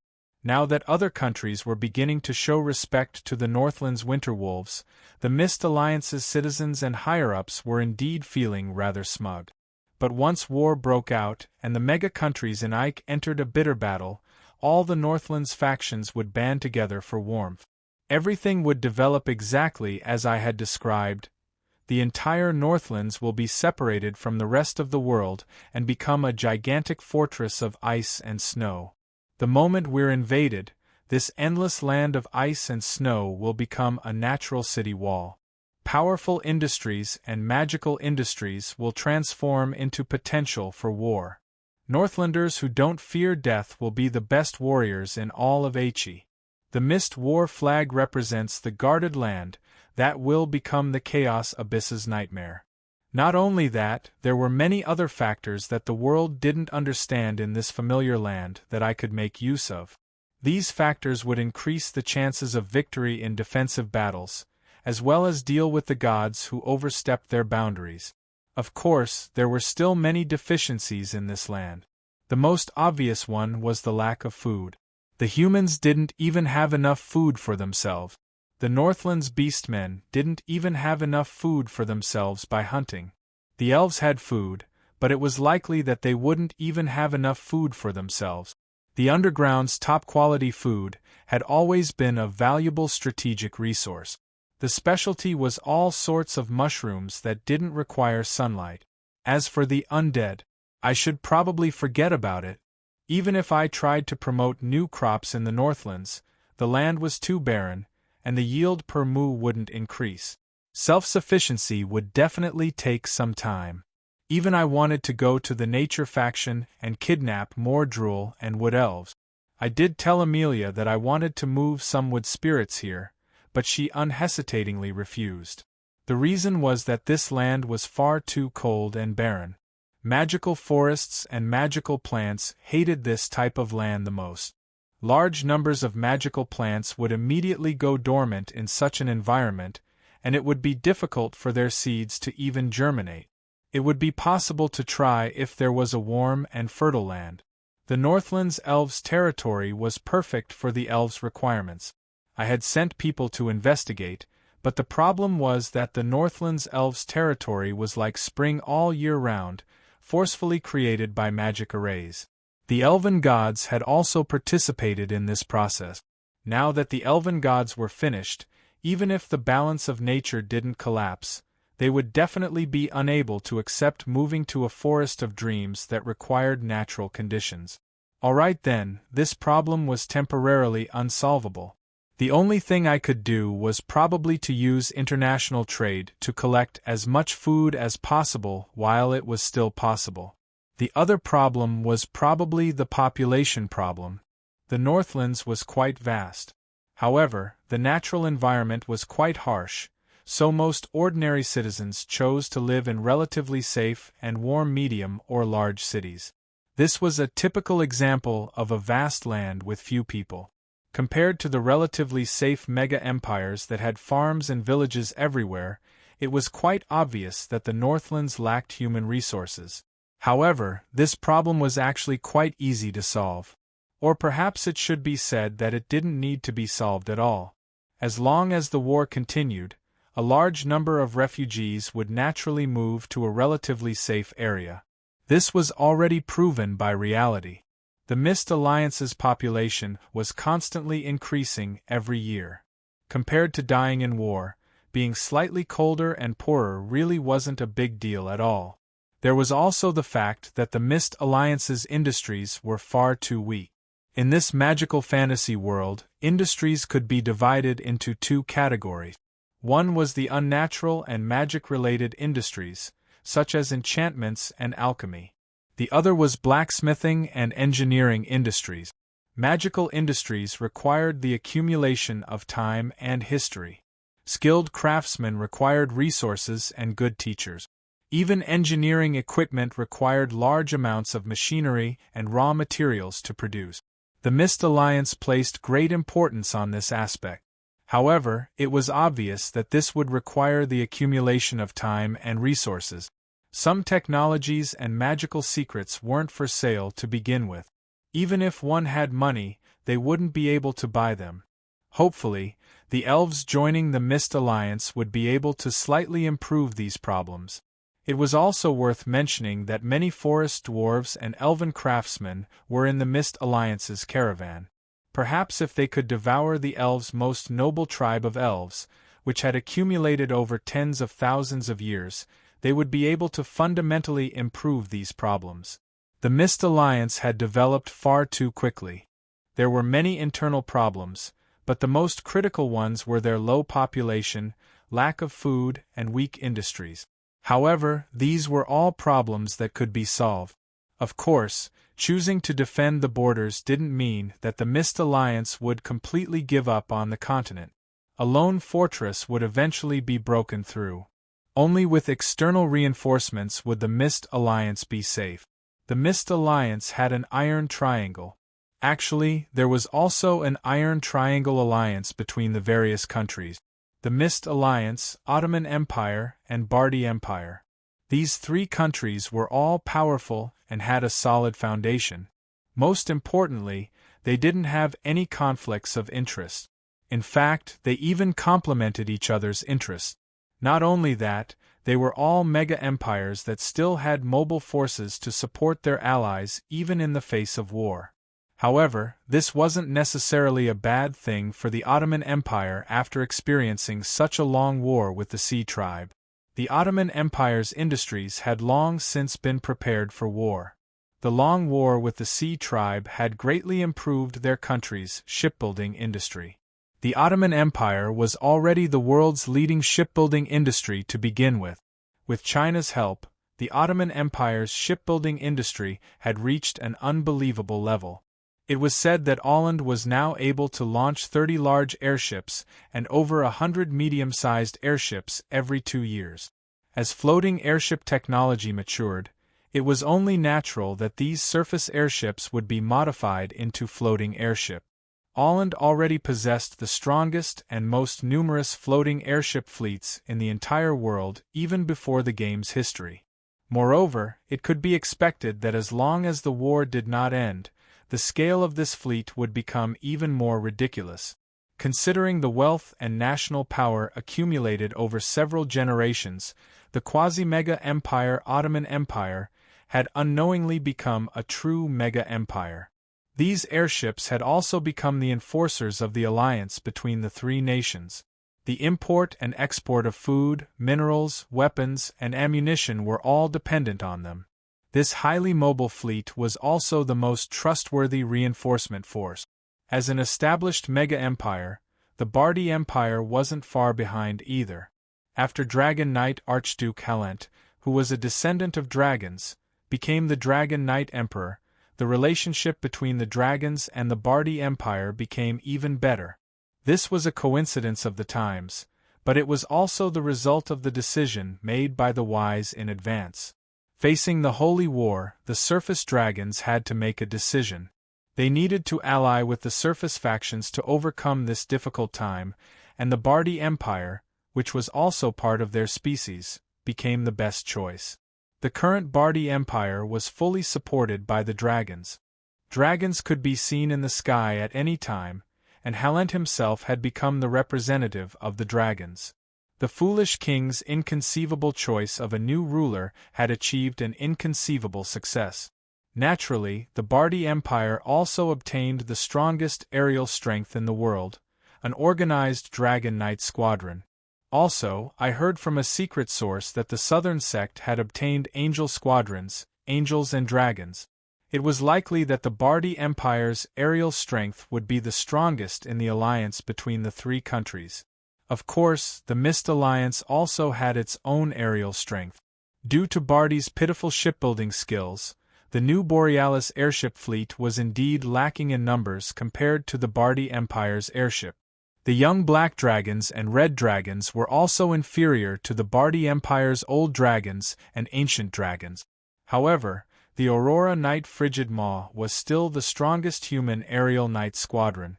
As the ice elemental plane strengthened, their numbers also increased exponentially every year. However, these ice knights could only display their strongest combat strength in the snowy Northlands, which was indeed rather embarrassing. However, this wasn't necessarily a bad thing when it came to defensive warfare. Also, the Mist Alliance's strongest aerial strength wasn't their regular combat strength.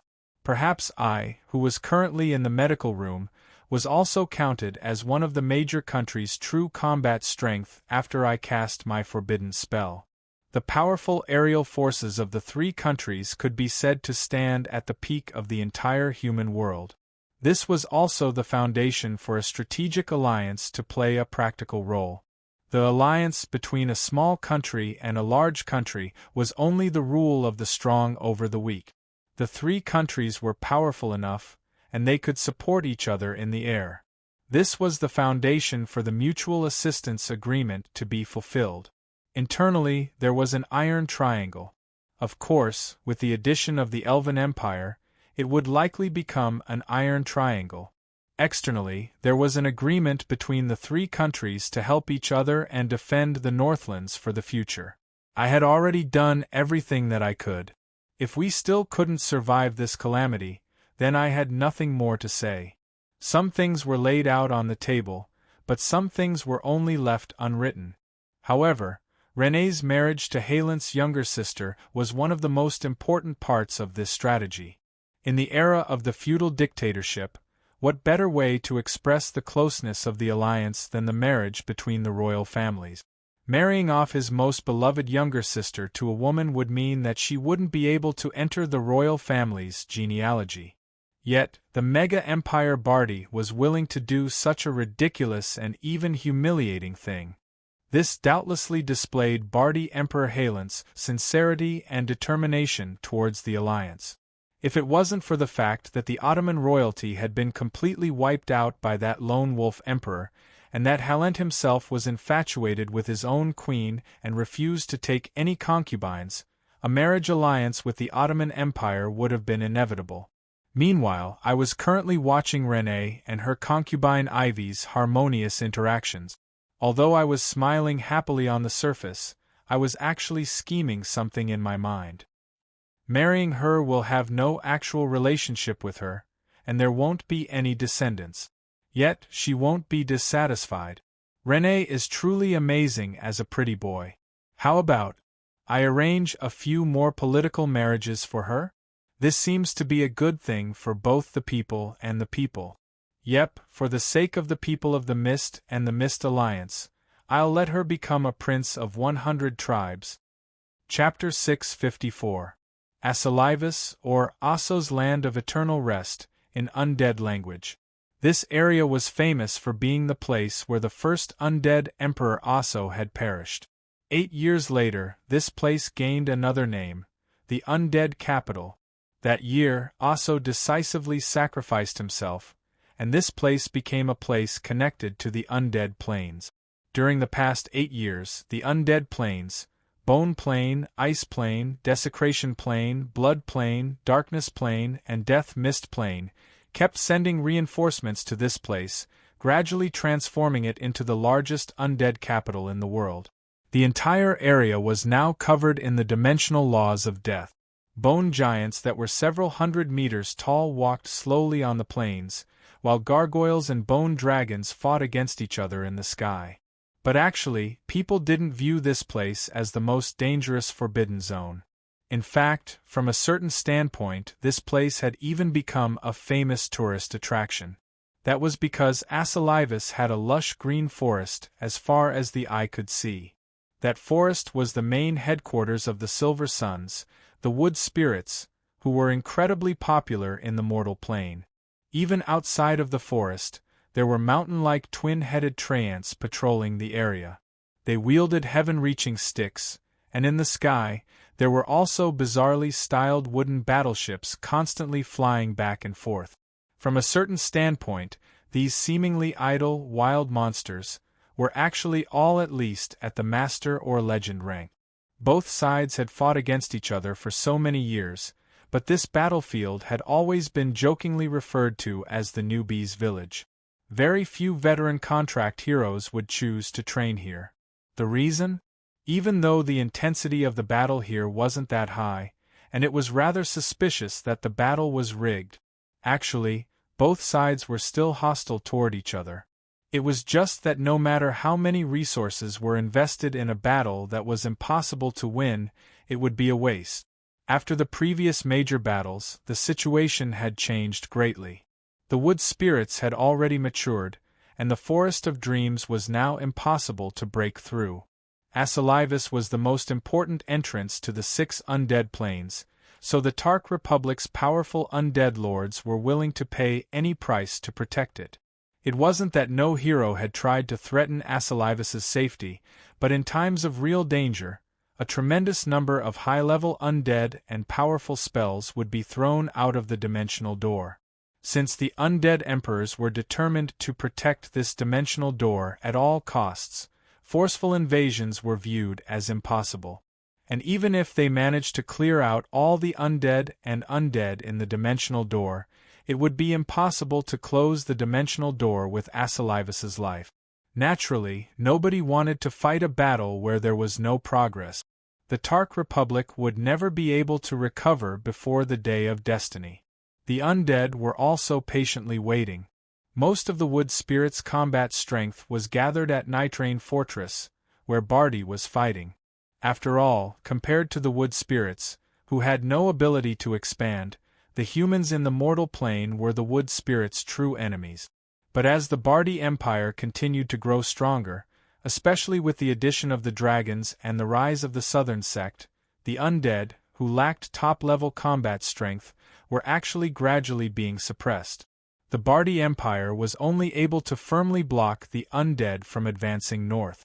That was because everyone knew that before the undead emperors truly descended, fighting the undead to the death would be meaningless. There was no limit to the undead in the undead plains. But on the other hand, the Bardi Empire was having quite a headache. In the second battlefield, the undead achieved a series of accomplishments. The Death Council and other evil cultists spread like wildfire. The allure of eternal life was not only effective on nobles who feared death, it was also very attractive to commoners who were in pain and despair due to war, poverty, and other reasons. Do you fear death? Do you feel pain for life? Do you feel pain for your lack of power? Join us, and you'll receive a chance to change your fate. The Death Council's believers were probably experts in marketing. Nowadays, it was common to see such advertisements on the streets of every major city in the Bardi Empire. It had to be said that the Death Council was quite honest compared to the gods' untruthful preaching. Fear? The undead didn't know fear? Hunger? The undead didn't know hunger? Couldn't find a wife? The undead didn't need a wife, cough, cough, that last one didn't count. It should be, the person they loved was already dead? Let's change the method and let her live again. In an era of war, the most pitiful were the powerless commoners. When the strong lost their restraints, and when society's peaceful atmosphere was broken, powerlessness became a type of sin. Victims desired the power to take revenge, ambitious people desired the power to improve themselves, and even ordinary commoners desired the power to protect themselves. But obtaining power wasn't so easy. Not to mention the fact that cultivating magic was basically a money-burning endeavor. Even cultivating martial arts required the teachings of a famous teacher and sufficient nutrition. And cultivating the path of the undead required only corpses to be used as raw materials and the bottom line of a normal person. And in an era of war, these two things were probably the least valuable of all. The reason why the Death Council was able to spread itself so quickly was because it had indeed given those who desired power a chance to quickly become powerful. In fact, in some places, commoners who used undead or dark magic to quickly become powerful received the same treatment as other powerful individuals.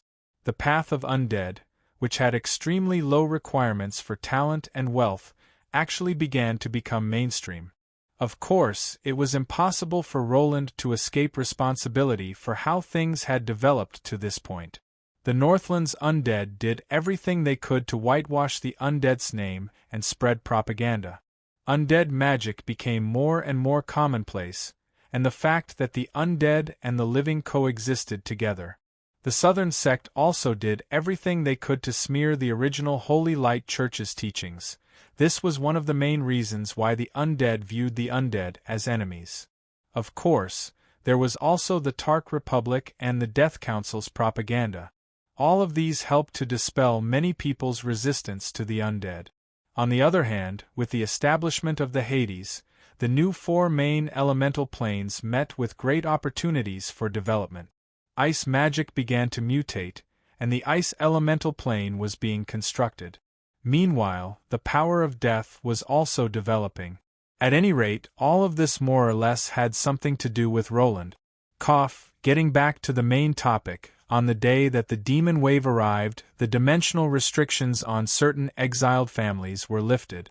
The Bardi Empire finally had a chance to get rid of a major threat. Or, it would be more accurate to say that the major threat had been gotten rid of.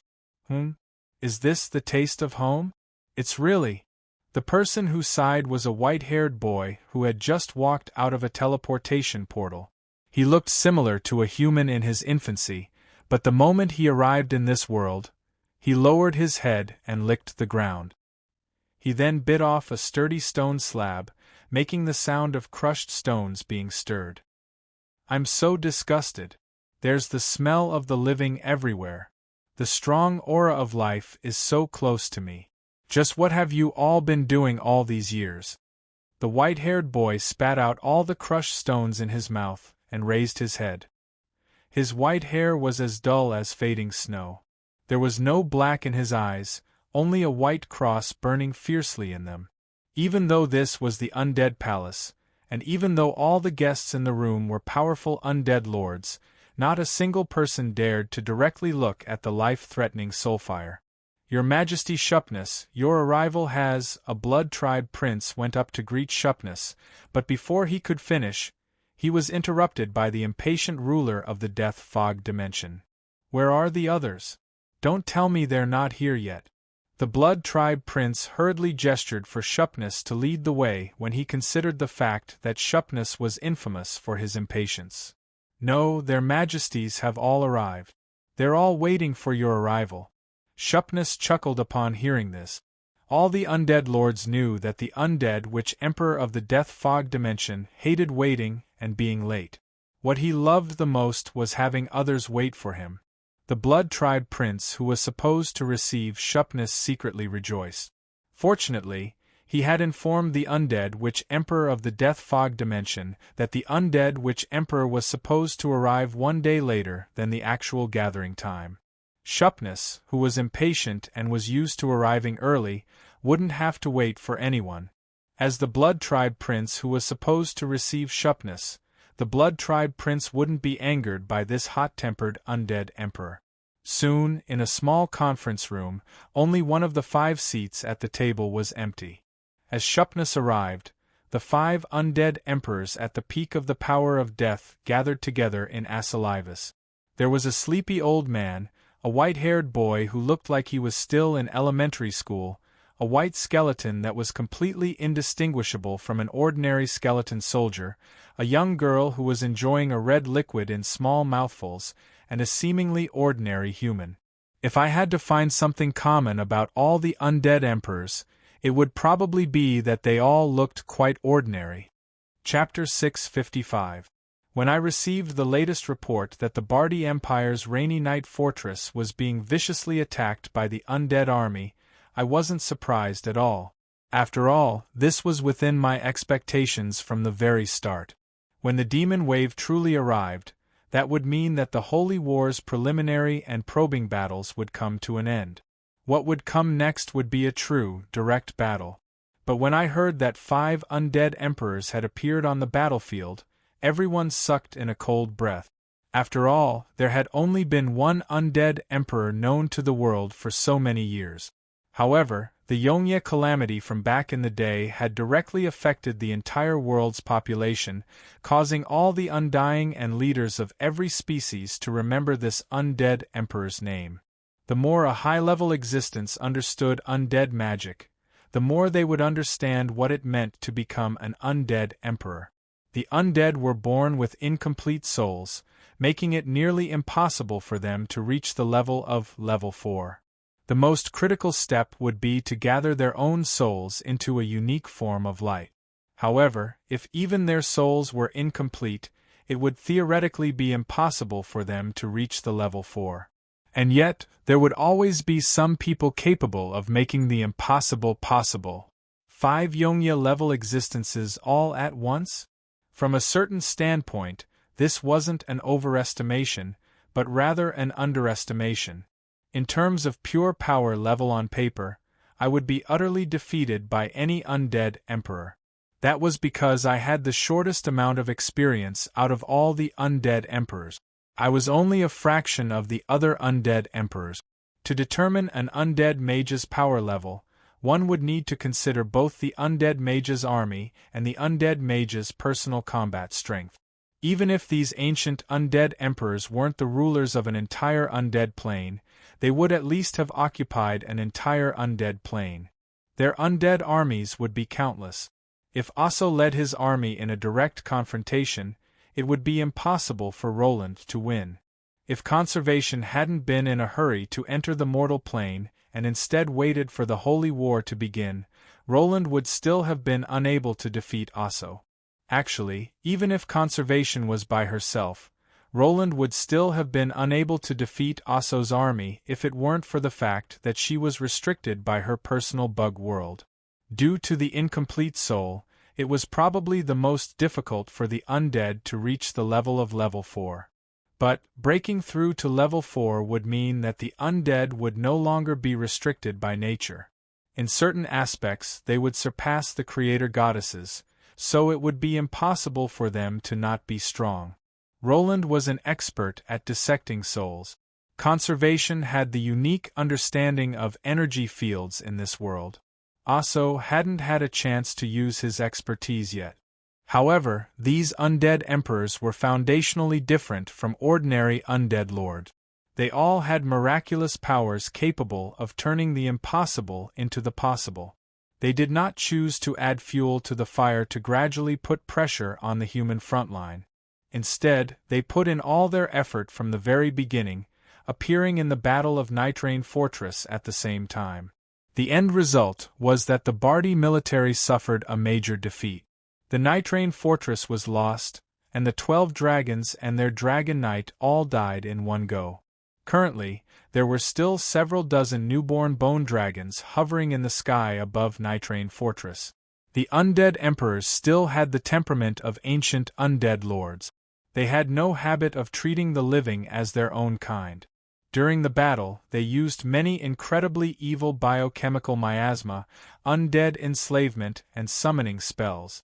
Then, they unhesitatingly used the forbidden spell Undead Calamity right after Nitrain Fortress fell, transforming a large number of civilians and captives into undead. The undead swarmed towards the next battlefield like a tidal wave. This was the undead's true headache-inducing undead tactic. Although the undead hadn't put much thought into this tactic over the past millennia, it was fine as long as it was useful. There really wasn't any good way to deal with such a massive undead sea. Due to a certain undead emperor's interference, the Bardi people's physiques were generally inclined towards negative energy. Not only were they highly suitable for cultivating undead magic, they were also excellent undead resources. Many high-level undead and elite undead troops with intelligence appeared during the Undead Calamity, greatly increasing the undead army's quality. The undead planes were constantly sending reinforcements to the Bardi Empire.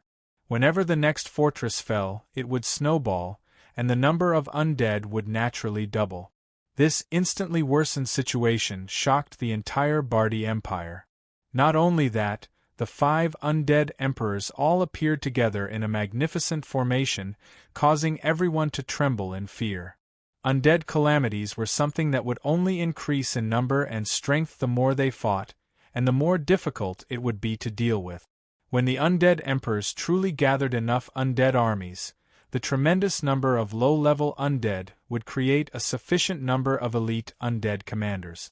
A sufficient number of undead would also mean that the undead emperors would have enough cannon fodder and experimental materials.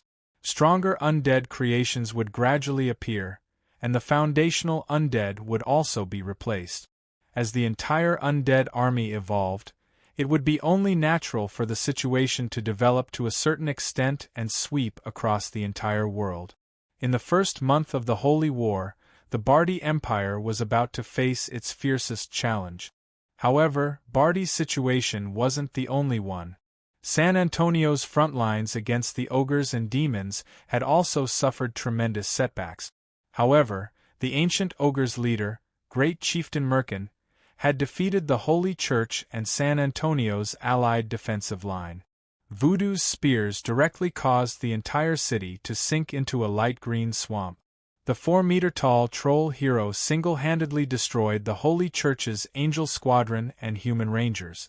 Not a single one of them could stop him.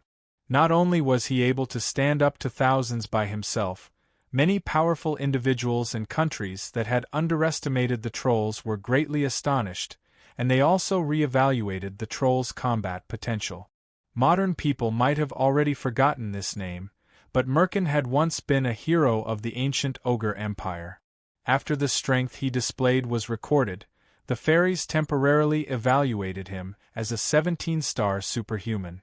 That was to say, even if this didn't prove that he was a main god, he was definitely not far from it.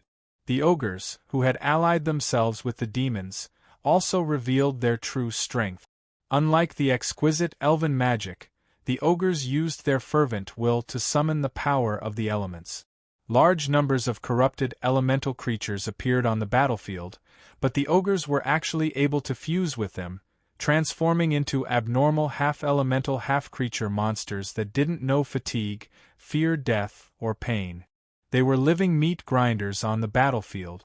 It was obvious that the ogres' witchcraft and demonic magic had their own unique aspects that couldn't be understood by the current magical system. The ogres' attack also displayed the ogres' determination and foundational strength. They had the power to challenge the new generation's rulers and reclaim their past glory. However, the ogres' and undead's battles weren't the only battles. In the first month of the demon wave's arrival, all the powerful countries in Ike met their own opponent. Several hundred battles simultaneously broke out, and countless ancient artifacts crawled out from the trash heap of history. Meanwhile, the battles that were already in progress were even more intense. Battle reports arrived like snowflakes. It was as if the entire world had been set ablaze with the flames of war overnight. Then, did the Bardi Empire request reinforcements? Renée was becoming more and more outrageous. She was sending all sorts of government matters to me. Still, I was indeed rather interested in military matters. This would save me the trouble of searching for information myself. No. Halent is incredibly stubborn. Requesting reinforcements right from the start isn't the style of a major country. Besides, he has a lot of foundational strength. He won't lose so easily. His envoy just arrived. Would you like to have a chat with him? Just thinking about the Bardi Empire's frighteningly large territory and combat potential made it obvious that there would be plenty of time for this battle to take place. There was no need to be in such a hurry. Bardi's neighboring country was the Mage country, which also had wood spirits.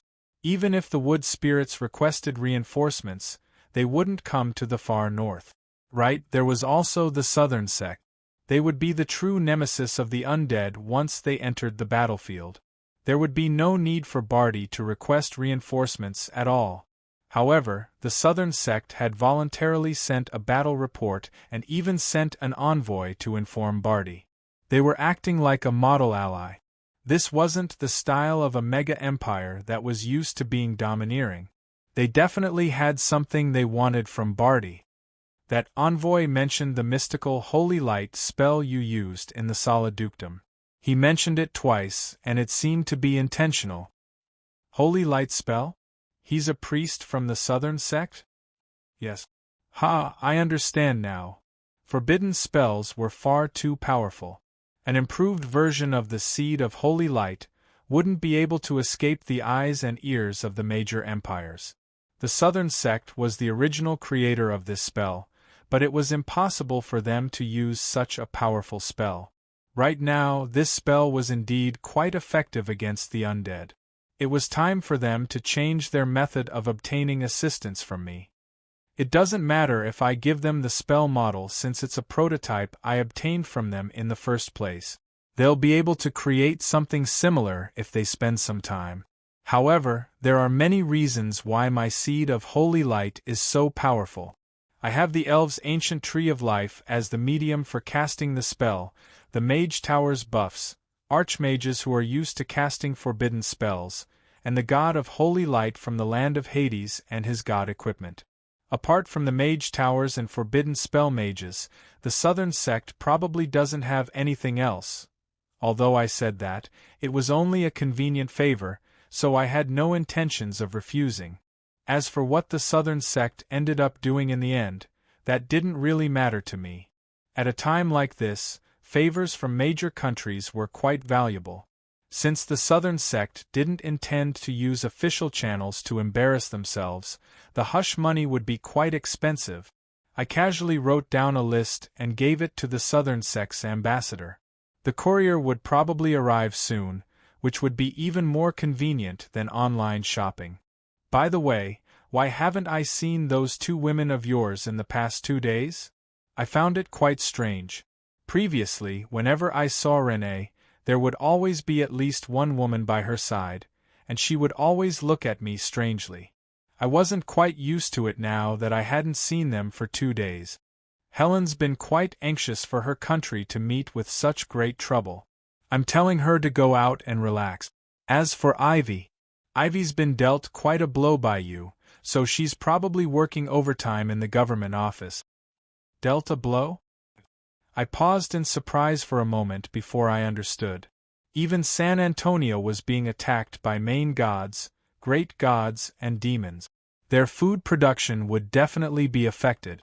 Not only that, they had received several hundred battle reports in just a few days.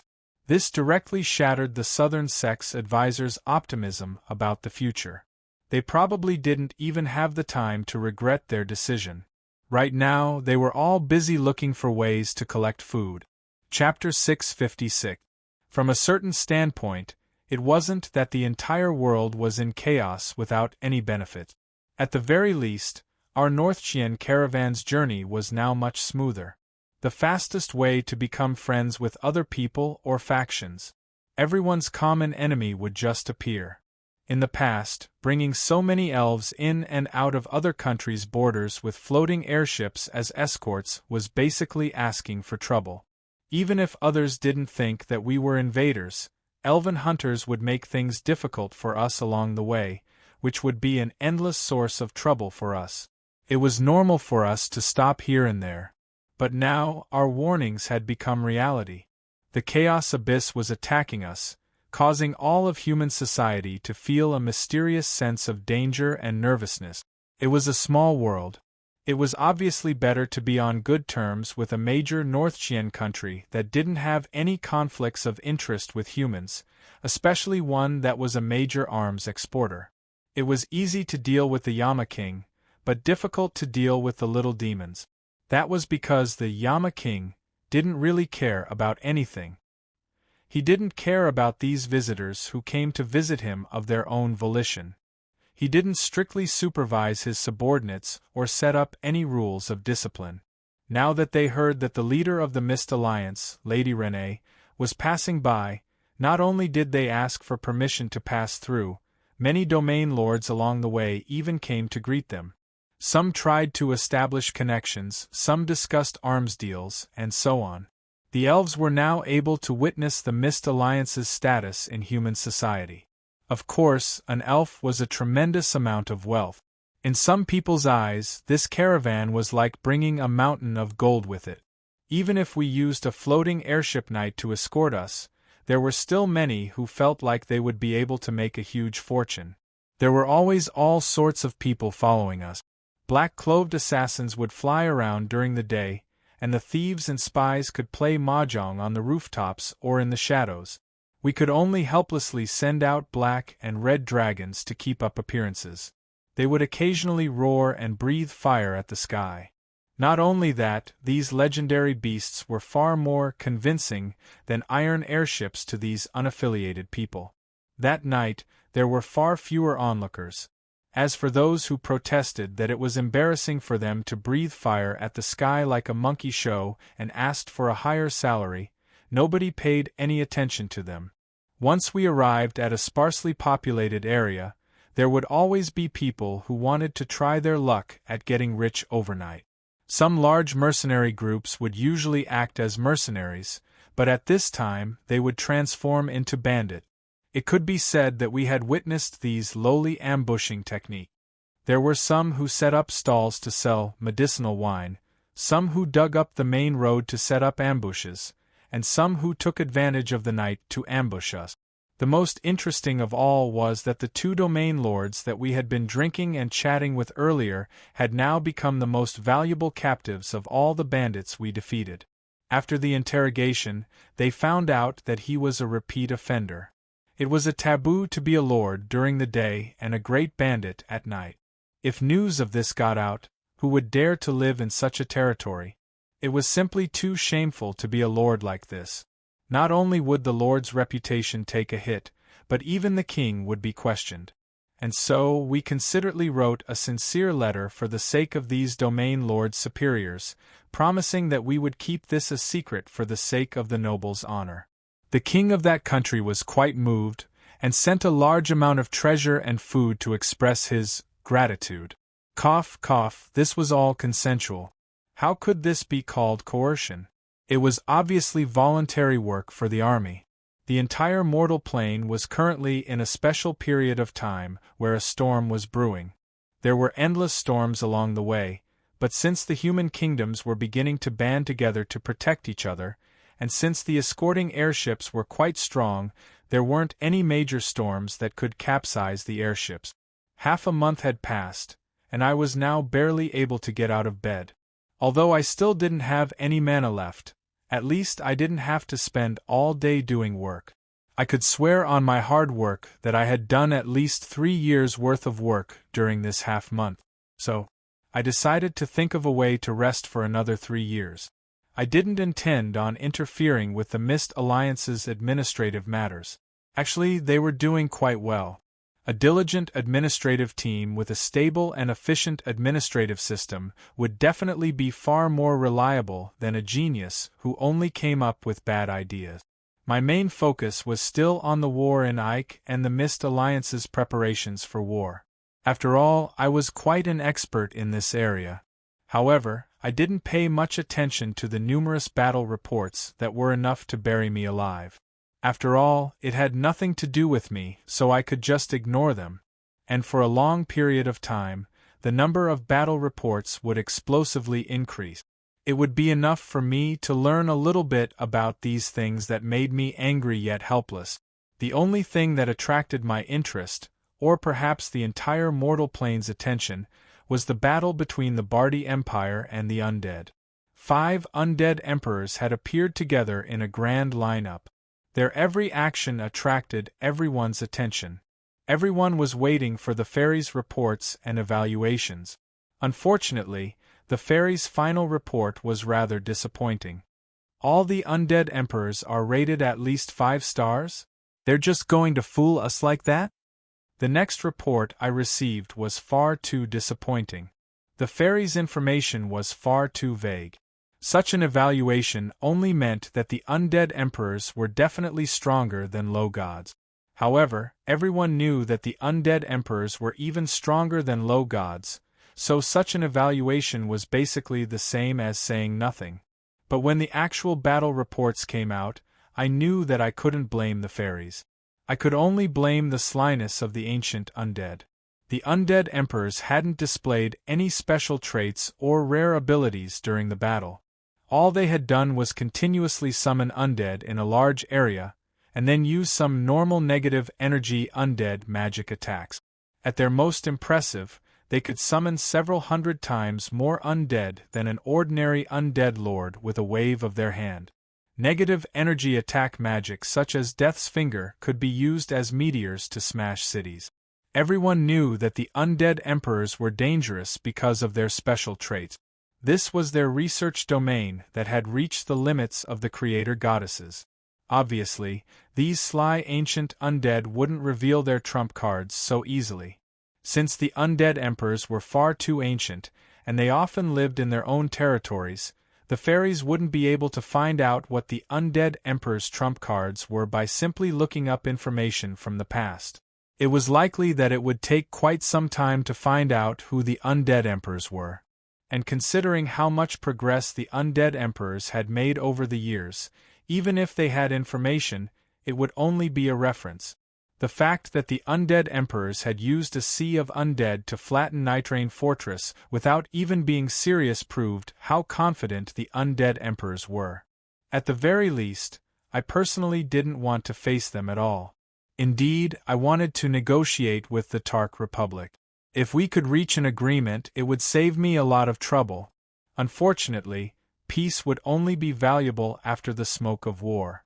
Until the undead emperors were certain that they wouldn't be able to achieve their goals, negotiations would be meaningless. I closed my notebook, took a deep breath, and closed the window. The chilly air of early winter made me feel energized, but it was rather hurtful for a sick person like me who had just woken up from bed. Keeping a diary was a habit of mine. Not only would it record the past, it would also remind me if I had done something foolish recently and if I needed to make up for it. But right now, the most important goals in my notebook were still nowhere to be found. Complete the gathering of materials for the Holy Sword Dawn. I'm waiting for Beifeng's news. Considering the difference in power levels, the success rate isn't high. But why do I feel like he definitely won't fail? Use conservation as a conduit to communicate with the Tark Republic. Attempt to coexist with them, failed. Complete the Three Kingdoms alliance with Bardi and Ottoman Empire, as well as the trade of weapons and food for the coming year. Completed. However, there was an additional line at the end of this sentence. Considering the effects of the current war, we can't count on them to fulfill their end of the agreement. We can consider asking the Nature faction for help, but it'll be quite troublesome to owe them favors. Complete the reconciliation with the surface dragons with Halent's assistance. Failed. Those stubborn old fools always spit insults at me the moment we meet. Continue to attack the Holy Church's faith in the God of Holy Light and weaken his abilities. Ongoing, but I don't see any signs of him weakening. Help Harlois complete the establishment of the Northland's Elven Empire. Ongoing, but choosing a location is a major problem. Hopefully, it can be decided within 2 years. Complete the opening of the Ice Plain and the establishment of a new Elven alliance. There were several hundred scattered missions. Most likely, every one of them would be considered an epic-ranked quest. However, among all the missions, there was one that was the most important and troublesome. Investigate Cavendish's goal. This was the only mission that I had 3 question marks on, because I didn't even know where to start investigating. Cavendish's whereabouts were a mystery. All I knew was that he was currently searching for the true Chaos Abyss. If I followed this clue, it might actually help him. I had already asked the fairies, the Mage Country's Truth Symposium, and the Mist Alliance's Intelligence Department to investigate. However, apart from the fairies, I didn't have much hope for anyone else. Even the fairies probably wouldn't be able to find any clues. Revive Cynthia? Not mentioning the grudge between us, I didn't believe that Cavendish would be so uncreative as to revive a demon king to destroy the world, only to be defeated by a hero. That was such an ancient tactic. If he wanted to destroy the world, why didn't he do it himself? Besides, if he destroyed the world, everyone would die together. Who would benefit from it? I felt like those fairy tales were completely illogical. Evolved by devouring? Even if I didn't mention the pitiful success rate, to be honest, this wasn't Carwin's style at all.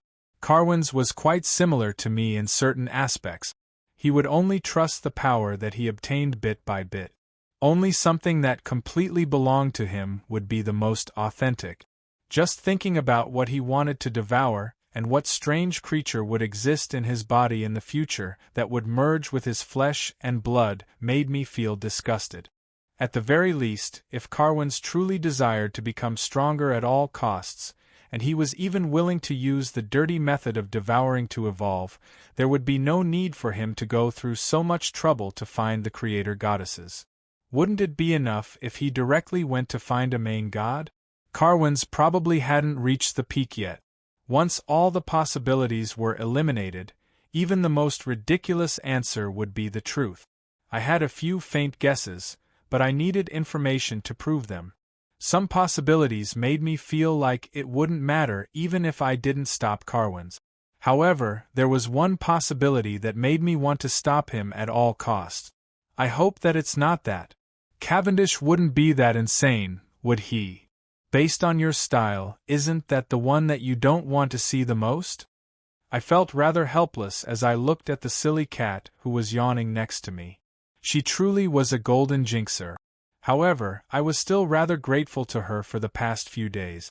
Ever since I used a forbidden spell, and had used up all my mana and stamina, she had always stayed by my side to protect me.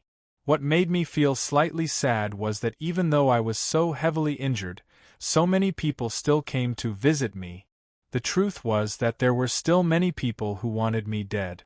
My outer defenses were capable of dealing with ordinary weaklings, but they were unable to stop top-level powerful individuals from infiltrating me. Over the past few days, I had chased away nearly a dozen top-level powerful individuals. I had also sensed the murderous gazes of extraordinary individuals and gods more than 10 times. If it wasn't for the fact that the gods of Hades were also protecting us, and that both sides were restraining themselves, a god war would have begun long ago.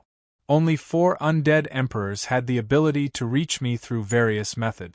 But if it wasn't for Harlois, I probably would have died 4 times already. It was likely that the silly cat was only one step away from becoming an undead emperor.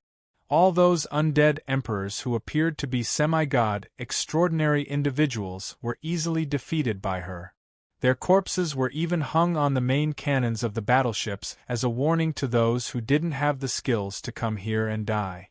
I couldn't be bothered to ask who had sent them. There were many who wanted me alive, but there were even more who wanted me dead. There were so many that I didn't even need to count. It was obvious that I was in a weakened state after using a forbidden spell, and my whereabouts were so obvious, so those who had grudges against me would naturally seize this opportunity.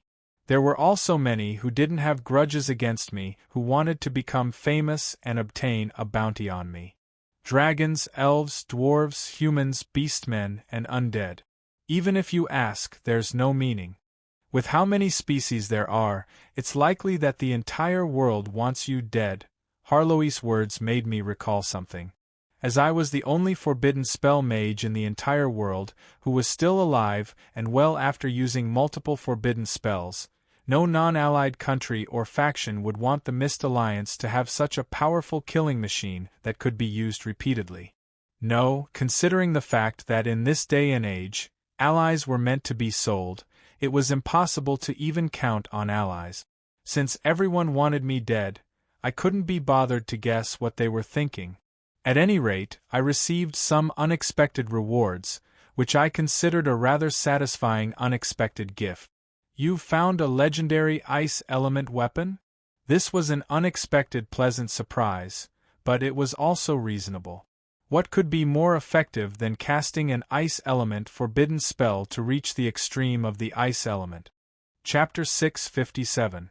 Perhaps I had repeated this many times before, but some facts kept reminding us that no matter which world we were in, there was no such thing as true fairness. It would be quite difficult to even get close to fairness. True fairness would forever only exist in theory. In Eichi's world, everyone was already used to the law of the jungle, where only the strong were respected. Any species that didn't have a top-level individual would forever become vassals and slaves. The most obvious example would be the silver species superior elves submitting to the gold species gold elves, while the bronze species wild elves and inferior elves were vassals of the superior elves. Humans were an exception? This wasn't recorded in history books, but in the memories of the ancients, humans had once been the vassals of giants, ogres, and elves. However, humans learned magic and martial arts from these species. In this cruel world, before humans truly rose up and became independent, these weak species had never been cowards. Humans' bloodlines were naturally inferior, just like how humans would never be able to fight against giants. Some things were impossible to change. However, humans knew how to use tools. It was unknown which creator had first thought of this, but the appearance of myth-ranked and legend-ranked weapons that combined their own personal paths indeed gave top-level individuals the possibility of surpassing the strongest individuals of other species. The most obvious way to choose one's own combat style and division of labor would be to create combat job classes. In the primordial era of myths and legends, there had never been any division of labor between warriors and mages. Those powerful immemorial creatures would either randomly attack with their physical bodies or instinctively control the elements to attack. This was probably another way of saying that there were no paths in the world to begin with, but the more people that walked, the more paths there would be. The peak of a job class would be to condense one's own path and pass into a tool that only one could use. Yes, human skin wouldn't have as powerful a defensive ability as dragon scales. However, we could hunt down powerful myth-ranked beasts and use their thick skin to create armor and shields that would surpass the defensive capabilities of city walls.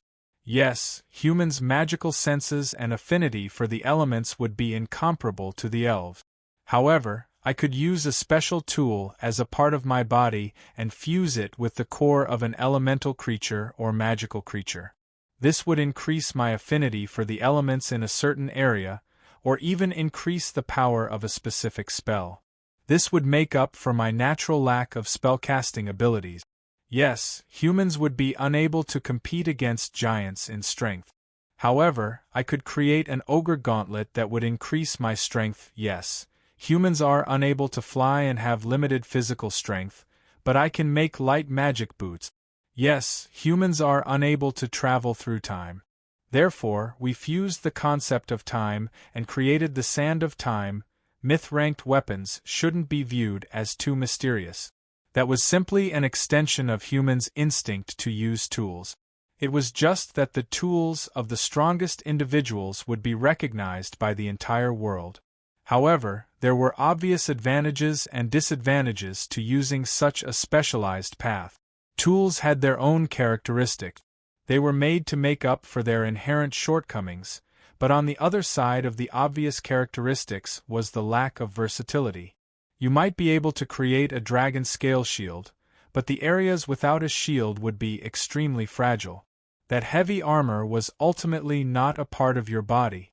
The extra weight and discomfort, as well as the skin that was covered, would definitely affect your agility and perception. There was always a loss for every gain. When he decided to use external objects to improve the flaws of his body, it also meant that his body had no room for growth, and the flaws in other areas would become even more obvious. When he decided to use a tool, the tool's usage would also be determined. While the usage of the tool would indeed be improved, there would still be no obvious changes in other areas. But sometimes, combat wouldn't be a simple bucket effect. Strengthening one's advantages and hiding one's weaknesses would be the normal way to obtain victory. You don't need to be stronger than your opponent in every area.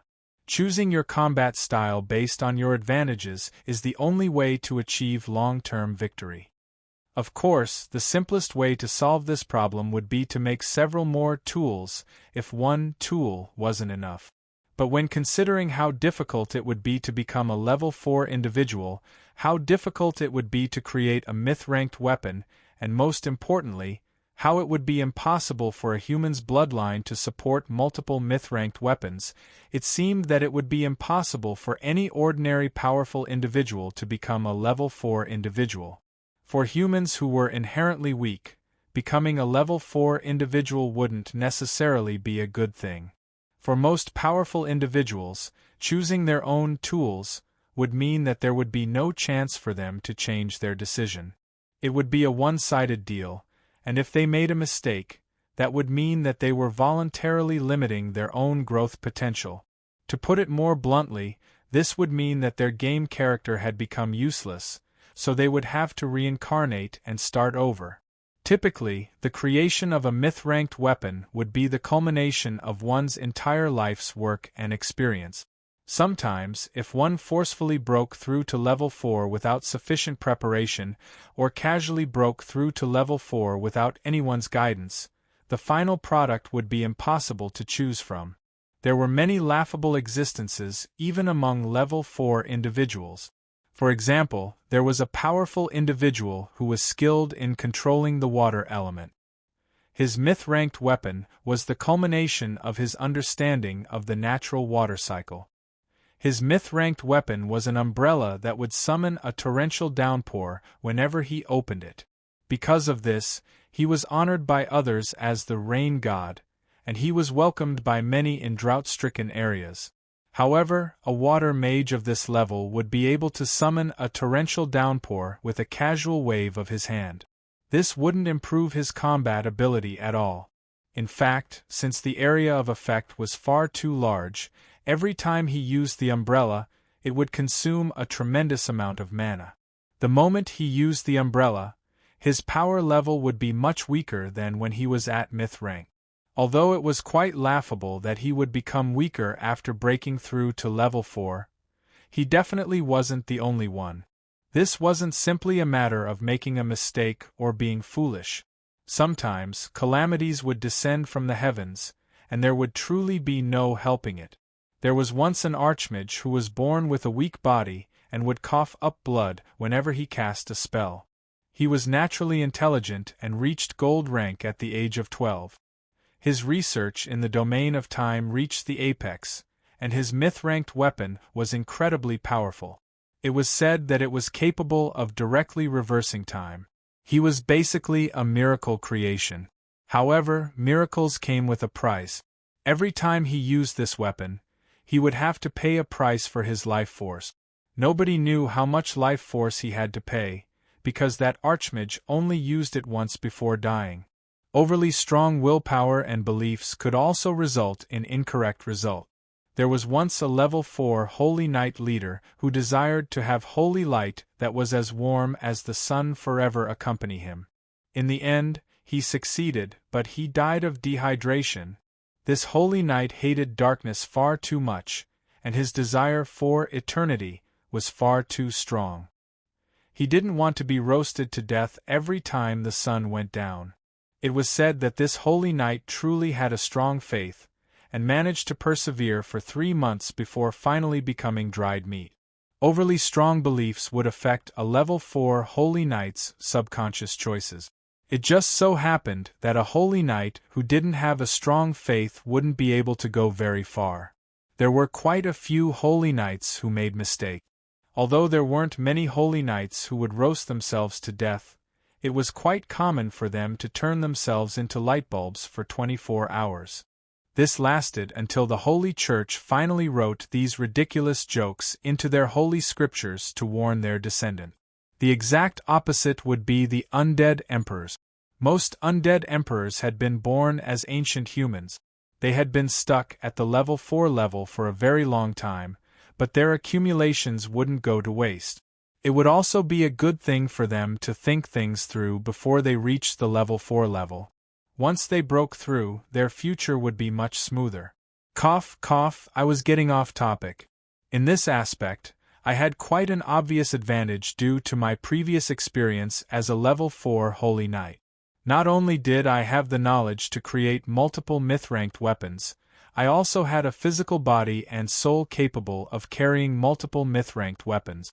Compared to ordinary level 4 holy knights, I could only be described as extravagant. But no matter how extravagant I was, I couldn't waste it. The biggest difference between me and other level 4 Holy Knights was that while they would try to summarize everything they had learned in their entire lives and use a single myth-ranked weapon to strengthen their advantages, I was able to think about the functionality of my myth-ranked weapon and use multiple myth-ranked weapons to make up for my weaknesses and weaknesses. The Dawn Holy Sword's special characteristic was the Light of Salvation. I had planned for it to be a Chaos Slayer and Holy Light Redeemer. It had two forms. Not only could it weaken Chaos Demons and Undead in a large area, but it could also concentrate its holy light on powerful enemies. It would be my most reliable helper in a long battle against the Chaos Abyss. My original Sin Sword, or perhaps it could also be called the Seven Evils of Creation Sword. This sword originated from my strongest research on undead and souls. Although the design and theory for this sword was the first to appear, the materials required were far too difficult to obtain. It would require a tremendous number of souls and undead, making it impossible to predict how long it would take for it to be completed. But the moment it was completed, theoretically speaking, it would be a mega-killing weapon that would target all existences with souls. It would be my strongest magic sword, but when considering the materials required, it would also likely be the last myth-ranked weapon to be completed. I still hadn't finished my thoughts on a myth-ranked law weapon, but when considering the power of law's special effects, and the fact that once my original Sin Sword was completed, I really wouldn't need any more powerful melee weapons. It was likely that I would create a weapon that focused more on binding and defense. As for ice, my research in this area was probably the worst. But since my other 3 myth-ranked weapons already had attack, defense, weakening, buff, binding, and so on, I had already figured out what to do with my ice magic sword in terms of functionality. A self-disciplined, or perhaps semi-automatic, magic sword will also be able to surprise my enemies. If I'm lucky, the upper limit of my combat strength will be quite high. Many self-disciplined myth-ranked weapons will attack both friend and foe at the same time, such as that holy light sun that roasted me to death. Other self-disciplined myth-ranked weapons will also make me not know whether to laugh or cry. If you're unlucky, you'll just buff your enemies and make things difficult for yourself. The upper limit is high, but the lower limit is limitless as well. Are you certain? Harlois's advice didn't shake my resolve at all. Since self-disciplined weapons would often cause disasters to both friend and foe alike, perhaps this would actually be quite suitable for me since I was already used to bad luck. I've decided. Calamity Sword. Northland's Ice Sword.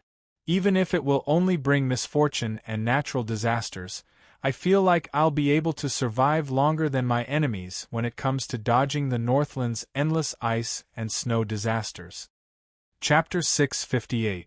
From a certain standpoint, the Northlands was probably the most unsuitable place for humans to live in the entire world. The Northlands only had 2 seasons in a year, spring and winter. In other places, spring could be treated as winter. 1/3 of the year, the Northlands was constantly frozen. The land was barren, and everything was dying. But this was still my homeland. During the day, I could hear the howling of fierce winds. Without any vegetation to obstruct the cold wind, it would be so cold that it would cause people to shiver. And if the cold wind during the day was only ridiculously cold, the wind at night would truly be murderous. If anyone spent the night outside, they wouldn't even need to collect their corpse. They would be directly frozen in ice. But this was still my homeland. Winter wolves, snowmen, and ferocious bears. If these magical beasts were tossed into the forests of any other region in the continent, they would probably be able to dominate the forest. But in the Northlands, these were the most common wild beasts. It was normal to hear hungry beasts roaring in the middle of the night. The most troublesome thing would be the roars of dragons. That usually meant that a group of hungry white dragons had gotten too close to human residences. It would be impossible for new adventurers to survive in such a homeland. Avalanches, hailstorms, blizzards, frosts, droughts, extreme coldness, tornadoes, and snow disasters.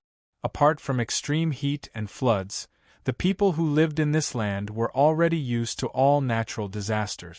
As time passed, the residents of this land discovered the advantages of this land, as if they were finding joy in their suffering. The barren land and icy weather made the greedy nobles unable to endure the harsh conditions here. Compared to the nobles who enjoyed life in the inner regions, the domain lords who chose to live here had the style of the night domain lords from their ancestors.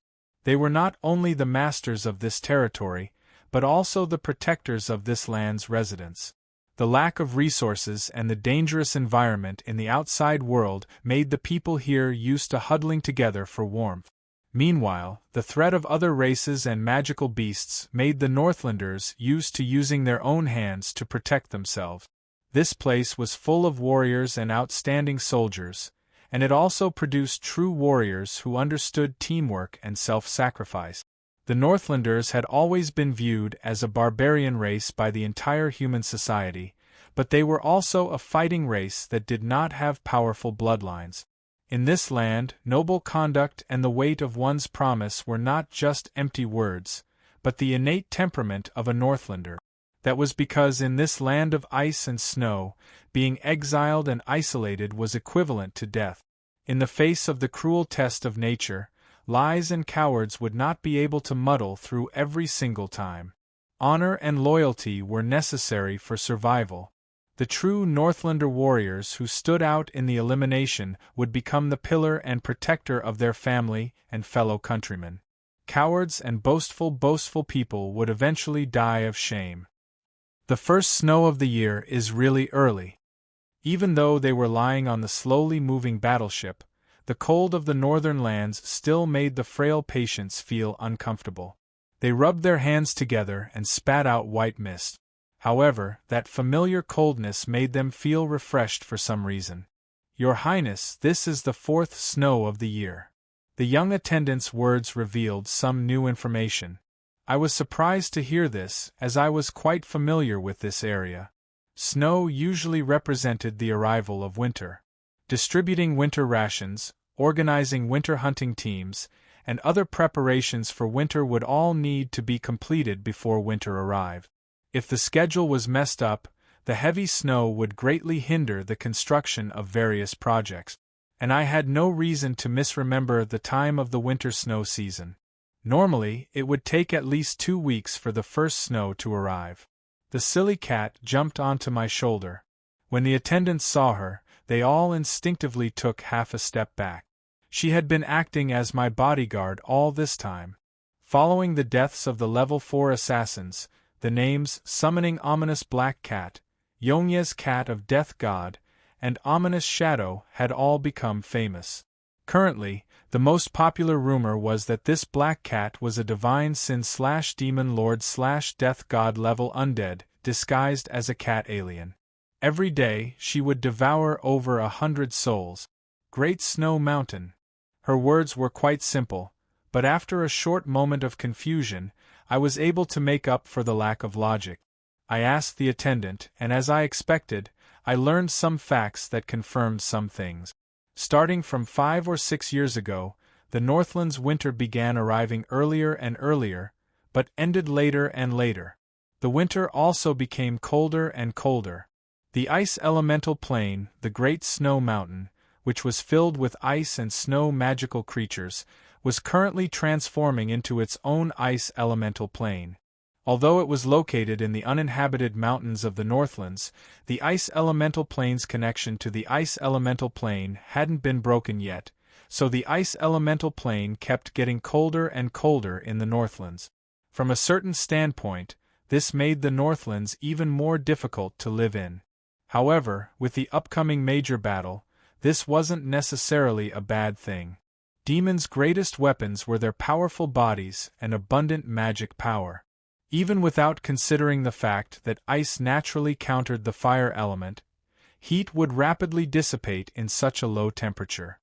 Demons' powerful bodies and magic power that relied on instincts to fight would actually become a huge source of energy consumption. Mana consumption could be replenished through food. However, if you wanted to hunt in the Northland's winter, you would first need to find prey. And even if you ate all the wild beasts in the mountains, it probably wouldn't even be enough to fill the gaps between the demon's stomach. Perhaps we can make use of this. Seeing this situation, I had some other ideas. Perhaps the Great Snow Mountain Magical Realm's elemental creatures could participate in constructing the entire Northland's defense line. Or perhaps we could artificially create a natural defense line for the Northland. However, I would need to consider things a bit more if I wanted to make this a reality. While I was thinking this, we had already entered the Northlands. Meanwhile, the new Northstar fleet's 3 mega airships were beginning to disband. The new Northstar continued heading north towards the Mist Alliance's capital, Definder, which wasn't even in name. The Mizar went to the industrial base in Sluwir for repairs, and the Alcade went to the Shiloh Empire for repairs and personnel replacements. From a certain standpoint, it could be said that a single airship fleet would be built and maintained in different locations. This was the first time in the world that a single airship fleet had been built and maintained in a single location. However, with the Mist Alliance's foundation, it would be quite difficult for a single shipyard to build a single mega airship in the past few years. Not a single base would be able to support such a large airship if they were all piled together. That's right, only half of our new Northstar fleet had returned. That was because the elves were still continuing on their journey.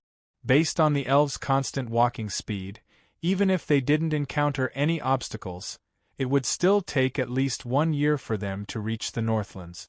We had originally intended to escort the elves all the way. However, our fleet kept slowing down, and the Mist Alliance countries couldn't afford to wait any longer. This was especially true now that the Demon Abyss was making new movements, and the entire world was entering a sensitive period of the Holy War. That was why we left half of our fleet behind to continue escorting the elves while we brought back 3 of our airships. These 3 mega airships didn't return empty-handed. The heavily injured and the Northland's urgently needed special talents were all on these airships. Half of the Elven Empire's higher-ups had also returned. They needed to hurry up and finish the preliminary work, such as choosing a location, constructing a city, driving away the wild beasts, preparing for war, and so on. Even a year might not be enough for them. There shouldn't be any major problems with the elves' fleet. All the official diplomatic notes from the various countries along the way had already been completed. According to our new plan, the new Northstar would be stationed in the Mist Alliance. After the Mizar and Avarice finished their personnel changes and repairs, they would bring food and medicine that the elves urgently lacked back to the Northlands. The other 4 airships would return to the Northlands with the injured and complete their shift. Afterwards, the elves would have multiple shifts depending on the situation. However, 2 airships would remain on guard over the elves' fleet. This journey would be quite difficult. However, it would be incredibly important for the future Northlands elves. However, with the Mist Alliance's support, this difficult journey would be both a test for the elves, as well as an opportunity for the elves to fuse together. Fusion, or communication and living together, wouldn't only be a fusion within the elven species. It would also be a fusion between the newly born Northland's Elven Empire and the Mist Alliance. It would be a fusion between humans and elves. From a certain standpoint, this calamity wasn't completely without benefit. At the very least, it had torn apart the elves' outdated customs and beliefs, as well as the arrogance and pride of the previous generation's rulers. This would give the elves a new chance to learn about the world. This journey would be quite difficult.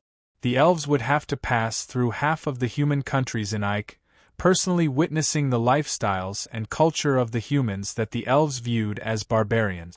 They would have to approach several battle zones and witness the cruel holy wars and heroic warriors. As the elven royal authority returned and the situation in Ike drastically worsened, countless wild elves would voluntarily join this journey. Every day, new information would cause the entire elven species to explode and clash with their belief. I was really looking forward to what the elves would obtain, lose, give up, and awaken from this journey. Of course, I had many things to do, so I didn't have the energy to care about the elves' matters. I said, I'm already here, so I won't run away. No matter what, I'm still the former prince of the Mist Kingdom. I should understand my responsibilities and trust me a little.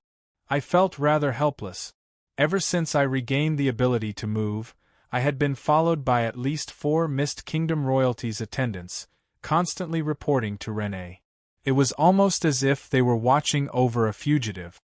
Please allow us to point out the errors in your words. Your Highness, you're still the Prince of the Mist Kingdom.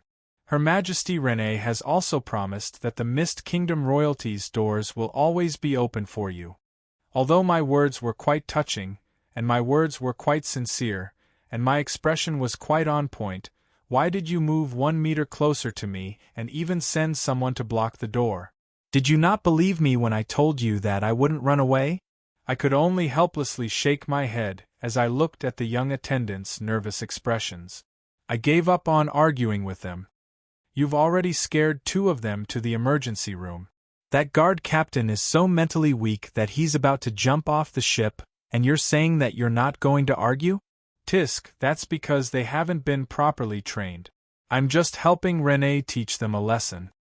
2 days ago, they followed me too closely, which made me rather displeased. I knew that they had good intentions, but it really wasn't my fault. 2 muscular men followed me even when I went to the bathroom, and I woke up with several muscular men's faces right in front of me was just too disgusting.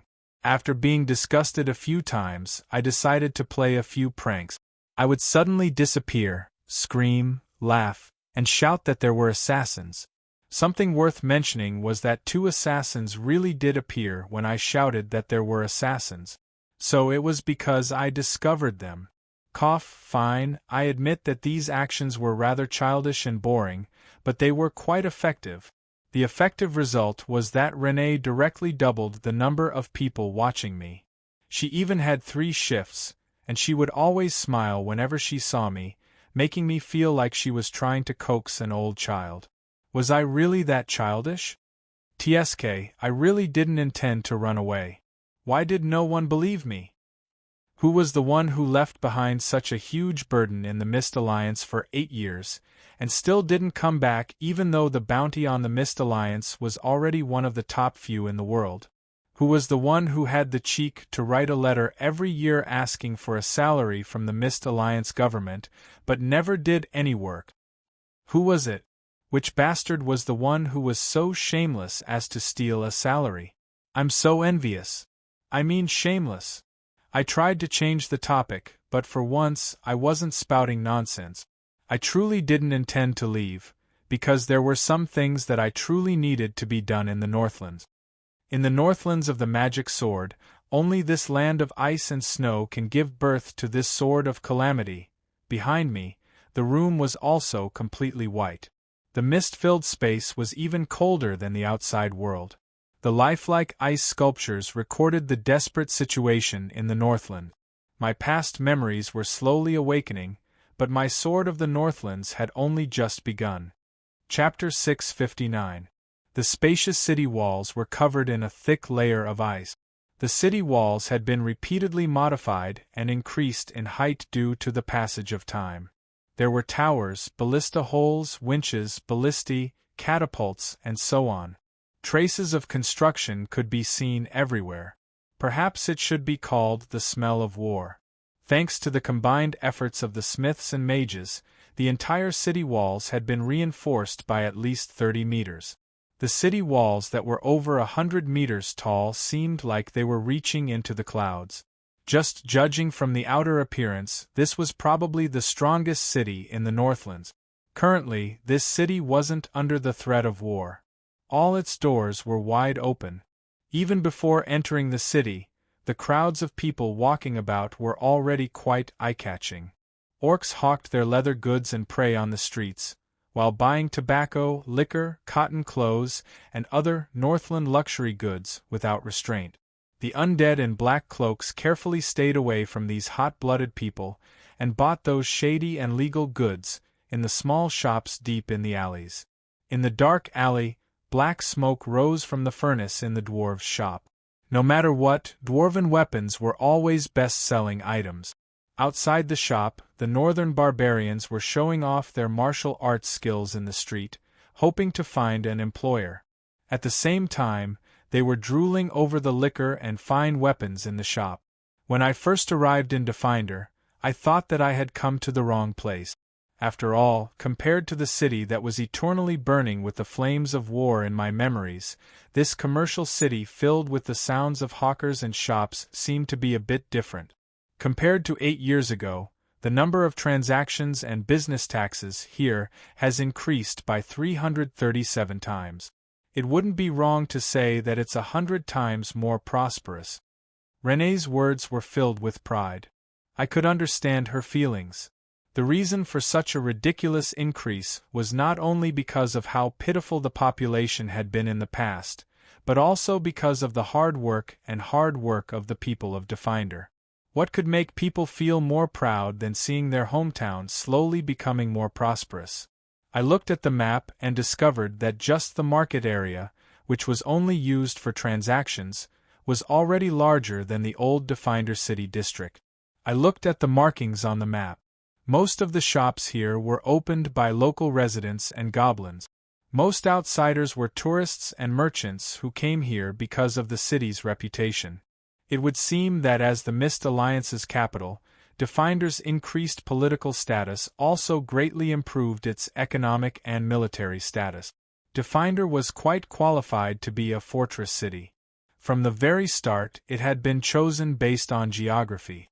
The Mist Kingdom's many generations of construction had made this city a sturdy fortress facing the north. As long as this place was blocked, neither the Beastmen in the north nor the Demon Abyss in the northeast would be able to pass through. As the Mist Kingdom entered a period of peace with the entire Northlands, Definder's supposed enemies became allies. Definder's original strategic importance greatly decreased. However, this didn't mean that Definder had left the stage of history. It was the opposite. As the Mist Kingdom became more and more important in the new Mist Alliance, the city of Definder also became more and more important. The current Definder was no longer a lone city. There were 7 satellite cities within several hundred kilometers of Definder. Some of these cities were mining and smelting facilities, some were warehouses for raw materials and food, and some were the Northland's largest trading center for weapons, food, and equipment. Half of these cities were the Mist Kingdom's knight and warrior training centers. Definder and its satellite cities were also the Northland's largest military camp. Every day, merchants and diplomatic envoys from all over the world would travel thousands of kilometers to Definder with various missions. Young knight and heroes would come here with hopes for the future. Various species of the Mist Alliance would come here for various reasons. The flow of people brought prosperity to Definder. The fact that there were so many different species living here meant that Definder's economy and culture would skyrocket. As the Northland's political, cultural, economic, and military center, the more important the Mist Kingdom was, the more important Definder's role would be. Compared to the past, Definder's central city had expanded by at least 4 times. If you counted it as a satellite city, it wouldn't be wrong to say that it had expanded by several dozen times. Definder's many expansions in such a short period of time made the city's streets seem rather crowded and chaotic. But looking at it from a different angle, the fact that there were countless different languages and citizens living here represented endless vitality. Definder had one advantage compared to other commercial cities. This advantage was something that no other city could compare to. This was also the foundational reason why Definder was able to prosper. Holy silver light formed a faint screen in the sky. It was as if an invisible eye was watching over this miraculous city. The Mist Kingdom's guards weren't the only ones patrolling the street. The law priests and justice knight who wore the symbol of a scale were also the city's protectors. Transactions here were quite special and quick. In fact, outsiders might even think that it was inconceivable or magical. I swear to the God of law and hell that everything I've said in the contract is true. I shall fulfill all the requirements and rules of the contract and deliver the goods to the God of hell within 3 months. I swear to the God of law and Hades that I shall deliver the goods within 1 month after receiving the furs. The barbarians and gnomes simultaneously swore to the God of law and signed their names on the contract. As witnesses, the contract intermediary silently prayed. After a short flash of silver light, this contract was now under the supervision of Womians, the god of contracts. No mortal would ever go against this contract. 8 years ago, when I brought my army back to the Northlands, Womians blessed this city and used a divine forbidden spell to transform it into Womians' holy domain. This was a sinless city with no crimes. All criminals and deceivers would be marked by a red light representing deceit, and the judge and justice knight would appear within 5 minutes. And as Womian's divine concept as the god of contracts improved and improved, guaranteeing contracts became part of his responsibilities as well. A city where there was no crime, no fraud, and all trade contracts would definitely be fulfilled? Perhaps every serious merchant would go crazy over such a city. Not to mention the fact that all the major transactions in the Northlands would be conducted here, even the transactions between the kingdoms within the continent would be conducted here. Just the commission that the law priests received from the contracts was already an astronomical figure. In fact, many people even suggested to expand the scope of supervising contracts, hoping that Womians would not only supervise commercial contracts, but also the more important diplomatic and military contract. If this really happened, Womian's reputation would probably reach new heights. But when I thought about it carefully, I realized that this was a trap. Supervising contracts between countries sounded quite impressive, but countries weren't existences with personalities.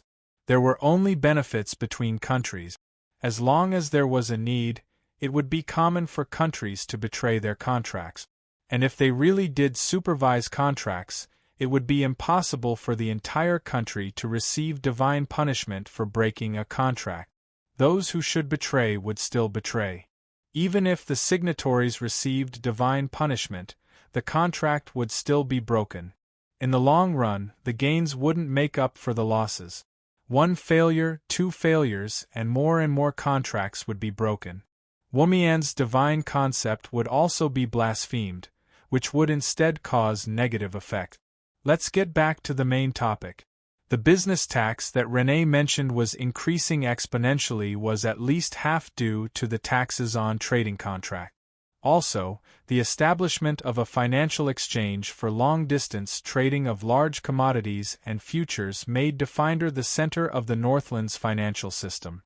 Every year, the National Treasury's income would increase exponentially, and this was under the premise that a tremendous amount of money was spent on military construction.